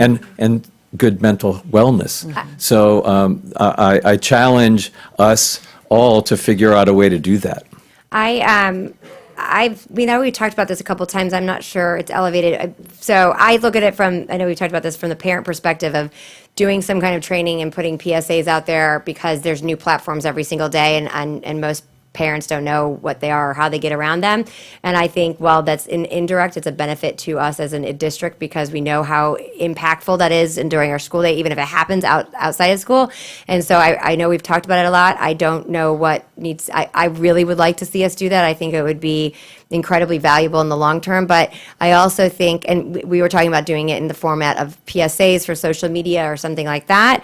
But I think as incorporating our students, no one tells a message better to students when it's peer-to-peer. No one wants to hear from a parent, like, right? Students don't, but if it's peer-to-peer and then they can also share, I mean, I think that storytelling is the best way to impact students for them to understand the impact. Like we talk about some of the threats that we just dealt with recently, and that's a great aspect for them to understand the consequences. So, and we have some amazing visual performing arts students and amazing technology. I mean, I can think of multiple different programs I go to visit and just thinking of the talent within inside those schools. So it could be a really fun project for us to do. Maybe we can find out someone to sponsor an award for it to be a contest, and then it's a win-win all around. But I think that involving our students is a great idea. I loved that they were involved in the dress code. I think that's awesome, and I would love to sit in one of those meetings. But no, I like that idea, and I do think I mean, I've been saying it for a long time, and I think we all recognize how important and how the negative impact social media plays. There's some benefits to it, certainly, but it's a part of our life, so the education piece is, so whatever, I mean, if there are any ideas and if there are additional resources that we need to consider as a board, please let us know, because I definitely believe it to be a priority for all of us up here, so. Mrs. Marinelli? You anticipated that before. I saw you moving. I just had a thought, involving kids, because as we all know, sometimes they are harder on themselves and their peers than the adults would be. But that might be another avenue is through the student government at the high school levels. And to get, kids always want projects, so maybe this could be something that we could get their input on. I think that's a great idea. I love that idea. I didn't mean to cut you off. I'm like, that's a great idea. And then I really love these comments. Thank you. Because, right now what we're really trying to do is to have something in place as far as the procedures that we have and the policy that we have for the beginning of the school year. And so we will quickly shift to implementation and the best practices and making, exactly like you said, that making it come to life with these types of things and this vision that you're giving us. So thank you. Yeah, in a world full of forms, finding a way to actually get it to people for them to read it. Mr. Enos. Yeah. In my professional opinion, as I may have some social media knowledge, where we really need to focus is we need to focus at elementary, and it's the education of the parents in elementary who does the monitoring that ultimately will shift it to high school. Because it's like anything else, if you wait, as all of you know, and I know Ms. Clayton knows this, if you wait to high school, too late. It's way too late. I mean, if you look at the suicide rate amongst females who are on their social media, it goes up by 141% after 12 years old. So what we have to do is we really have to focus at the elementary level, especially with the parents, and get the parents involved, that they're the ones that are ultimately paying and buying the phone and the social media for their children, the devices. And that's where we need to try to really, as we go back to our K through 3, I've seen 5-year-olds with cell phones. I'm sure we all have seen it. So we really need to get into that arena to start at that younger age to change it by the time they get to the top. I mean, the truth of the matter is most of the kids aren't going through the school district Wi-Fi to get on these sites. They already know how to get around it. And it comes back to education of them about the impact of the mental health piece and social media because of the bullying. I mean, there's millions of stories about suicide based on bullying on social media. So I would be more than happy to help assist as a potentially national expert on social media and its impact. Not potentially, no. This has been something and I know parents have been begging for this, and I think that I would love, I think for both in a video format and then also offering a training, I think we should, I'll keep pushing on it, and I'll tell them to use you as one of the trainers. But I think it would be really valuable. I can tell you, I know many parents, particularly from the elementary standpoint, because by the time it goes online on how to troubleshoot, they've already changed it. Like once there's like a tutorial on how to do it, they've already remedied it. So I I feel myself very behind. So mean, I'll yeah. sign up. I'll be the first one to sign up. I for mean, it. there's Tinder for 12-year-olds. Oh my God. No, So don't say that. at the end of the day, I mean, there it changes all the time, and I think that's really needs to be. Is there really? Yes. Oh my gosh. Okay, that makes me sick. It's not called Tinder, it's another name, but ultimately there's dating applications for kids who are 12 years old and older, so. On that positive note, Bubble wrap my kids. Well, we're all sick to my stomach right now. so, yeah, we'll invest in that. But I do want to say thank you. There's lots of things here I want to just say thank you to. Also, several departments. I'm listening to your feedback, and I'm thinking about all of the people from multiple departments, and also some of our community partnerships, like Teen Court, for instance, but also our Student Services Department, our Health Department, our School Police Department, our IT Department, and as well as, of course, secondary and elementary education as well, and our wonderful, amazing schools. So thank you. More to come. More to come. We have been feverishly taking notes, and you'll see some follow-up with that. And thank you for hearing us out today. We do Thank you. appreciate Thank you for all your hard work. I appreciate it. Absolutely. Thanks, guys. Thank you. Thank you. All right, moving right along, we have, these will be brief, but the equity policy and the anti-discrimination policy. Mr. Duggan. Yeah, so that's actually a perfect segue from what we were just talking about. And I know my name's on this, but I'm looking for guidance more than I'm trying to implement some type of change here. No. So that's really the overarching thing is I'm looking for you all to tell me what to do. Obviously my role as legal is to make sure everything at a minimum is legal. And then, from a policy standpoint thereafter, to try to bring products back to you that are what you want, that go beyond the bare legal requirements, and for you to kind of drive the district in that way. So that's what I'm looking for ultimately today. I was asked to review the equity policy and the anti-discrimination policy in the aftermath of a recent board meeting where there was some comments about, the adoption of guidelines that had to do with equity. So here we are. I'll just kind of talk through them both, and really what I'm looking for again is input. But the equity policy obviously was passed under the last superintendent and the last board a few years ago, frankly. Since then, there have been at least 2 legislative sessions that have addressed some of those topics. What I tend to strive for is to make sure we have legal compliance. This is a complicated area that frankly requires some threading of the needle. There are state requirements in the statutes. There's a DOE rule on equity, 6A19. There also are federal requirements, and sometimes those things can be somewhat inconsistent with one another. So coming up with a policy that is an accurate statement of the law as a lawyer is something I think is important for our district, so everybody knows where that line is legally. So with that being said, I think there's some room to make some changes with some of these policies to make sure that we are aligning to the current laws as they are written.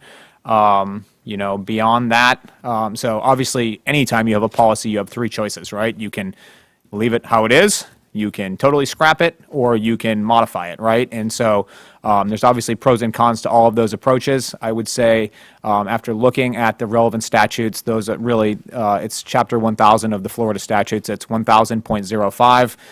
That incorporates a lot of equity-type topics. It incorporates last year's House Bill 7, which was, a legislation passed in 2022. Those are things that are important. Obviously, we have 6A19 of the DOE rules, which is an implementation rule based on that same statute.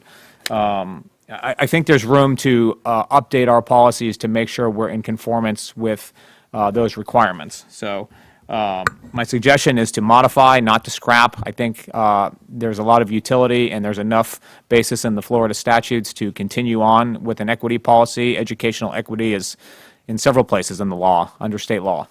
So that would be my recommendation. I'm looking for guidance on what direction you're looking for me to take that.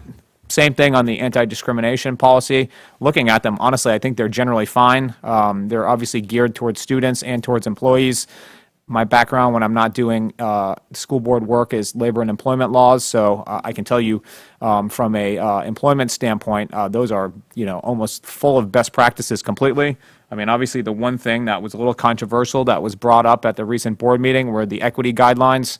So I'm looking for guidance. To me, that would be something that if this board wanted to take out, we could look at taking that out.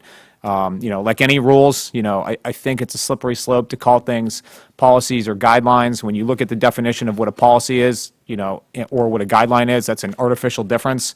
We need to be having policies and guidelines that conform with legal rulemaking procedures, open government procedures, that type of thing. So I suspect that those guidelines were implemented in a way that probably don't satisfy, transparency best practices. So I would, say, if nothing else, they should go away. And, I'm looking for input on, how you want me to take those, if you want me to take them. My recommendation for the discrimination policy would be to modify those to be in conformance with legal guidelines. So, and beyond that, and that floor of what is legally compliant, I look to you all to tell me as a group what you wish me to write into those policies as we move forward, and we can get them implemented ahead of the school year, in a way that sets everybody up for success come August when kids go back to school. Thank you. Okay, I'm going to set this up actually as well because I did ask for this for a couple of reasons. One, thank you, Mrs. Marinelli. I know that I had been asked a couple of times, and I kept, when it came to the gender diverse guidelines, and I kept being asked, and I would go online, and I'd see it was gone. I'm like, I don't know what you're talking about, but, and I know I wasn't feeling well last workshop, but I did watch it, and I saw that part, and I was like, so I went here, and then I know I've been talking to council just about, as we move into the school year, wanting to clean up anything so we set ourselves up for a perfect, strong success as we go into the new school year. And this obviously has had legislative changes, but also some other things. So I'm going to start with there's a historical component here, and I want to make sure that, and it's actually interesting how they all kind of have been meshed together, and I actually don't think it's in the best interest. So I want to be clear for a couple different things, and words get used. There is a Title IX, an equity officer, and historically, a couple years ago, this school district came into some challenges because of lack of procedures and forms and guidance or clear policies, really, that when it came to misconduct and sexual harassment. So we had a consultant come in named Kroll, or Duff and Phelps, I can't remember what the name was, and they provided a very comprehensive support system to provide policies and then more details, and this is under Chapter 2.0, School Board Governance and Organization, General Policy Statement, and then it has it has a number of things on Title IX, et cetera, et cetera. And this is more in depth, but it was really in response to the very costly incidences that occurred here. And really, a lot of them are best practices. There were some changes that they added, and actually, ironically, I ended up not supporting it because of its deviation from Title IX. So when it comes to anti-discrimination, my preference would be that our language matches what's currently in law under Title IX, nothing else. That is where I think there's a lot of open to interpretation, and then we end up in some challenging situations. I think that our bullying and harassment policies apply to everybody, whether you're a protected class or not. So I think the problem with some of the policies in the past, they're almost blended together where if it's in conjunction with a protected class. No, sexual harassment and bullying are not, they're not allowable. These are the proper procedures that you follow when it comes to a complaint. It doesn't matter what the circumstances are, but it's not only applicable when you're under a protected class. I understand that there are protected class situations that elevate it as well, but I just want to make that clear so that if I'm looking at what the end result would be, this is what I would prefer. So our anti-discrimination policy some time ago was very simple. It literally mirrored Title IX, and then we could add in the bullying and harassments of separate. We can have them in the same or not, but I just want to be very clear. My goal from the policy is that this organization, whether you're staff or students or a visitor or a contractor, we do not permit harassment, sexual harassment, any kind of misconduct or bullying of any kind against anyone. Then going to the rule when it comes to the educational equity under 6A-19, I would say current policy for educational equity 2.73, there are components in it, but I would like to start from scratch. I think there are elements to it that I don't believe we need, and I believe that kind of mirrored some challenges.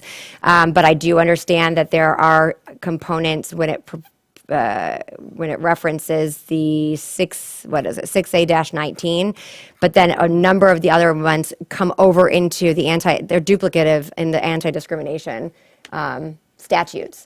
So I think we have, honestly, if you put these together, they're almost, I would say, redundant and sometimes kind of conflict with one another. So that's why I think it would make sense to make sure we do reference the educational equity rule in a new policy. We reference Title IX in our anti-discrimination policy, and then we ensure that we maintain clear understandings of procedures when it comes to discrimination and harassment from a complaint procedures. But I would like to strike any reference to the gender diverse guidelines, which is not relevant anymore in our school district as a matter of law. And I think referencing Title IX as far as the protected classes is the cleanest, most clearest way to move forward. That would be my preference. Are there any other? Mrs. Marinelli, you were on there, but did you go away? You want to comment? You saw you earlier, so. Well, I was reading the discrimination and harassment, and I agree. I think following Title IX is the way to go, because when I'm looking at this, some of the things on the gender, and that is most definitely an area where we have some mandates. And for me, it's anybody can make anything political. I think every student, every person should always be respected and treated with respect. And but we have a legislation that had passed mandates, and we need to follow them. It doesn't matter if we like them or not. We as a board, we swore on the Constitution of Florida that we were going to uphold the law, and that's what we need to do. Our personal feelings have to be put aside. And I think Title IX is pretty succinct, and I think that's what we should be following, and that's it. There's one other thing that actually occurred since this was adopted years ago, but the Adams case versus St. Johns County, which is a historical case for purposes of policymaking in this district, because and I'm not referencing my personal opinion when it came to the procedures or guidelines that occurred in this district that I did not support, but they were made or really executed upon after the first hearing of the Adams versus St. Johns County. That has since been, I don't want to say overturned, but the 11th Circuit Court, the full panel upheld St. John's separation of facility usage based on biological sex, and then that aligns to statutes in the state of Florida as well. That's correct. So there was a case called Adams that came out in December 30th. December of 2022, over Christmas of this past year. It was a lawsuit in federal court that originated in the Jacksonville, Duval area somewhere. I'm not like in that upper, northern Florida area. Went to federal court first at the district court level, and then went on appeal to the 11th Circuit Court of Appeals, which is the federal appeals court for Georgia, Florida, and Alabama. And the 11th Circuit Court of Appeal issued this opinion in December, upholding what in that school district was a assignment of bathrooms based on biological sex, and not based on gender identity, but on biological sex, on Title IX grounds, on other grounds as well. So fast forward to this past legislative session, I can only imagine in response to that case, the legislature passed what was called House Bill 1521, and that is a bill that largely kind of picks up on the bathrooms based on biological sex, and now that is a lot of what the Adams decision said, at least in spirit, but I think in law too. I'd have to compare them side by side, but codifies much of that into a Florida statute. I expect there to be Department of Education rulemaking that will follow on that. But that's some of the stuff we actually inserted into the Code of Student Conduct on the bathrooms. But this all kind of bleeds into these equity discussions as well. And again, you all tell me what you wish for these policies to say. I will deliver something that is lawful, that meets your needs. Thank you. Well, again, I think that mirroring Title IX makes it as simple and clear as possible, and then lines up with what we just referenced. Mr. Edwards. I think what I heard is that our policies that Mr. Duggan is referencing, equity and anti-discrimination policies, are fairly compliant, and that what I'm sensing is a push for, I guess what the word from my perspective is, an erasure of students, LGBTQ+, transgender. I'm hearing that push, and at the end of the day, the votes are going to be the votes. But we have very thoughtful policies and very thoughtful verbiage, and we invested. I watched the whole Kroll process. We invested, I think it was $50,000 to develop these, and now we're once again challenging those. So I'm not suggesting that we not be compliant, but also I need to say this, and I'll probably say it more than once. Mrs. Ziegler, you lied to me. You lied to me about posting Vermillion backup. You lied to me not once, but twice. And when you lied to me, you lied to the public. And so you have lost my trust, and you have lost the ability to cast an opinion as far as I'm concerned. I know you're looking at me like I don't know what I'm talking about, but the public records request that became visible at the last meeting where you asked Mrs. Tompkins to take down the Vermillion backup, when in fact I had asked for it twice. So I can't think of a parent, any parent, on either side of the aisle that accepts lying as a role model for their students. So again, from my point of view, you can say what matters to you. You can use your opinion all you want to influence board votes, but it matters not to me. Thank you so very much. You're so wildly inappropriate. And when you say you're a unifier and work together, I think that evidence that you just illustrated, I'd argue that that is a lie when you say that. To clear up that confusion, I did provide the Vermillion backup, and it included Mr. Adams, is it Adams? Yep. Phone number, and asked Mrs. Tompkins to pull it down and that he would be sending a new one. It was my error that I didn't, because in the public records request, you'll see the replacement that he provided, and I thought I had forwarded it over. I didn't forward it over, didn't realize it until after the meeting. Imagine that. I am human, I am capable of making mistakes, but an intentional deceit, not to be the case. So I'm glad I hope that beautiful display was incredibly unwarranted, but I've worked in this district for years, and I really could care less what your opinions are of me. Second, when it comes to the Kroll piece, which is why I wanted to frame this out for that reason, I would like to maintain the very important, because I think our Title IX officer would confer that they appreciated the very detailed breakdown when it came to the procedures. And that part would remain, which would be including maintaining the expended funds that we put forward for Kroll's expertise when it came to dealing with any kind of complaint process. However, the language that sets up, and I'm talking to Mr. Duggan here, the language that sets it up, I think needs to be tightened up where it aligns with the anti-discrimination policy, and that references Title IX language.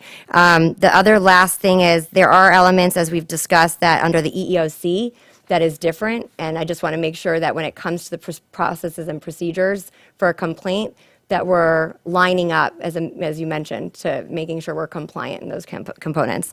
Lastly, to say that anyone's trying to erase anyone, again, I think you enjoy the division and showmanship. I disagree, and I will handle myself in a different manner. Despite whatever you throw at us, and I have no doubt that it will continue as we move in the next couple of years. But with that said, I want to ensure, as I mentioned, that our environment here is such that's free from bullying, even board members, and harassment, and that we conduct ourselves appropriately. And I would expect our staff to be receiving that same, as well as any member of our students, parents, and anyone who is inside this district. And that does not change. And so the complaint procedures and processes should remain the same. It just came down to the protected classes and expanding upon that. Mr. Enos. So I've got a quick question for Ms. Jackalone. And I know Robin, I think me and Robin rewrote the first district policy on bullying back in the day with Darryl Rika, and then it switched over, and I was here during Kroll when it went through, because one of the things is we needed to make sure that we had a checklist. So one of the recommendations I would ask for is, are we still using that principal's checklist as it relates to the processes and the 10 days? And I just wanted to make sure that we're still, I've only been out for a year, but I want to make sure we're still using that, because my recommendation, if we are, is that because that is one of the things that I do hear from parents all the time, is what is bullying? Oh, my kid was called one time in the lunchroom. But that's not considered bullying, because it's not going on course of conduct intentionally on multiple occasions. So do we still do the checklist? Yes, thank you so much. As a matter of fact, our team this year has updated our checklist, and I'll be glad to share it all with you. We're going to be rolling that out to principals over the next couple weeks. It is fully compliant with the statutory requirements, and I think the beautiful thing about our new checklist is that for each required activity, the approved district forms is available electronically. So as they're navigating that form, we are able to make sure that all statutory components are covered and outlined for families and for our administrators. Because one of the things, thank you, I appreciate it. You're welcome. You were part of helping us get that work going, so thank you. Oh, no, not me. Yeah, well, thank you. So one of the things that I 100% is that what Patrick also did for the sheriff's office is he went through every single policy. We had a lot more over there to make sure that we're compliant on a yearly basis, which I would have the expectation, and any policy, including both of these, is that we would be compliant with the law, because I think that's one of the things that obviously that I stand for in that compliance. The other thing that I would request is some of them, as sometimes as in the policies, as in the code of conduct, you see how they had the dress code on there, which is a quick visual, is I would suggest that in this, that checklist, so parents know what the investigative process looks like, because they want to make sure that we're compliant, because I got a million questions as the chief and working in the district is, well, what's the next step? Why? And there's statutory, it says there's specific timelines that investigations have to be done. I know Ms. Rose is more than aware. I know Dr. Foster. I know Robin is too. So I think that would be my recommendation, especially because of bullying harassment. And I know when Kroll came in, my personal opinion is they made it very convoluted, because there was a lot of language there that made it expansive after they did their investigation, because there were some teachers also being harassed, because I agree, it goes across everybody at any space, at any time, anybody, I don't care if it's a sporting event, you have that course of conduct when you're here. So what I would also ask, Madam Chair, is that when Patrick reviews these, if there can be, we can add like something to this of what the checklist looks like, so that parents can actually see, because this is such a widely brought up that my child's being bullied, that we could be able to use this, because then you get into the whole piece, well, it's outside of the school and it's using some other social media, but is it affecting the educational process? So does it go into it? So I think there's some explanations, but using that checklist that they can see exactly what it is, how to do it, how to fill it out. I mean, I know it referenced in here that if you could do it anonymously, but they want you to know it makes it obviously, we don't really need to know it's anonymous, we just need the participants. But ultimately, that we should have that so that, just as police conduct, we have it so you can anonymously make a complaint against a police officer, and every single one has to be investigated, because people are worried about retaliatory behavior. So I think in this case, I think that those are things that should be added, because this is such a policy. I think it's probably one of the most that parents look at. Probably I would suggest. I think, is they probably look at this policy more than anything, because I've referred them to it. So if we can add in those checklists that Deb's updated, which is her team, that'd be great. I think it would help the principals out. Everybody would get that if we could add that in there on this one specific, because I think that it's something that, again, unfortunately, this is probably one of the bigger complaints that we would get, and it's dreadful for parents if their child is the victim of bullying. No, I agree, actually. I love that idea. And one other thing I had mentioned, and as I mentioned about I'd asked Dr. Clayton about the Code of Student Conduct going out. I think one thing, once this is in the right posture, I think it would be great that this be included in what goes out when people register, so parents have that, they can read it, students can read it, and that including that checklist so they understand what that workflow is.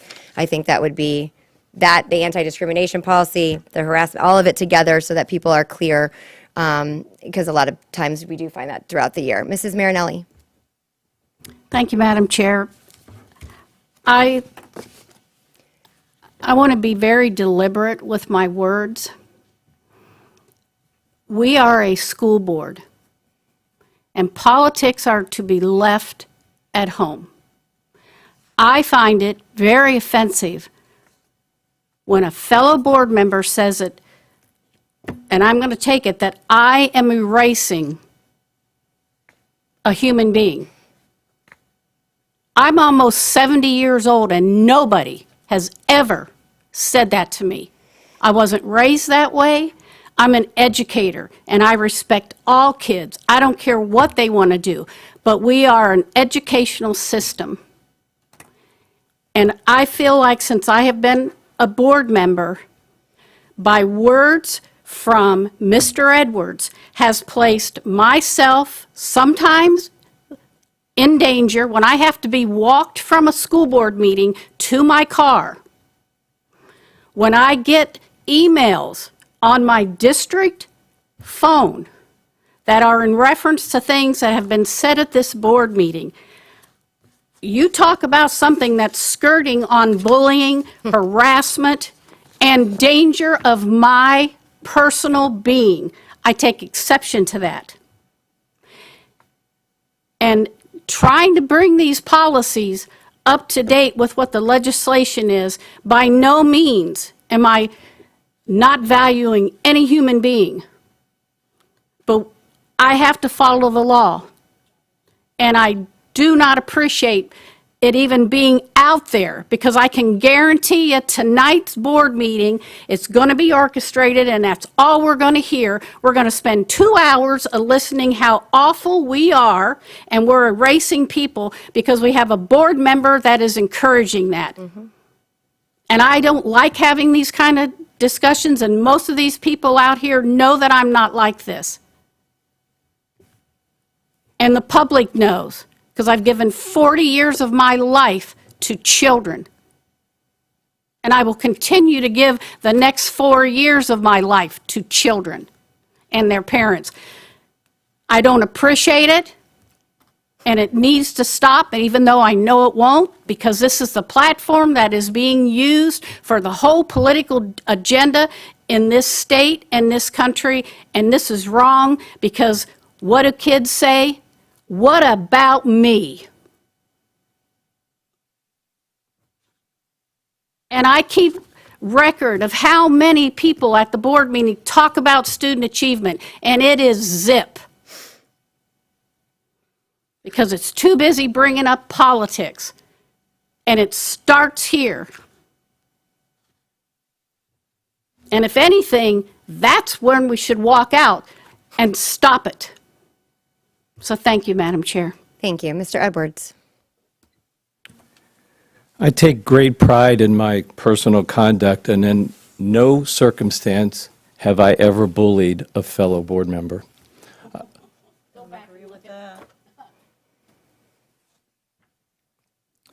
I will say it again. I've only spoken my opinion. And so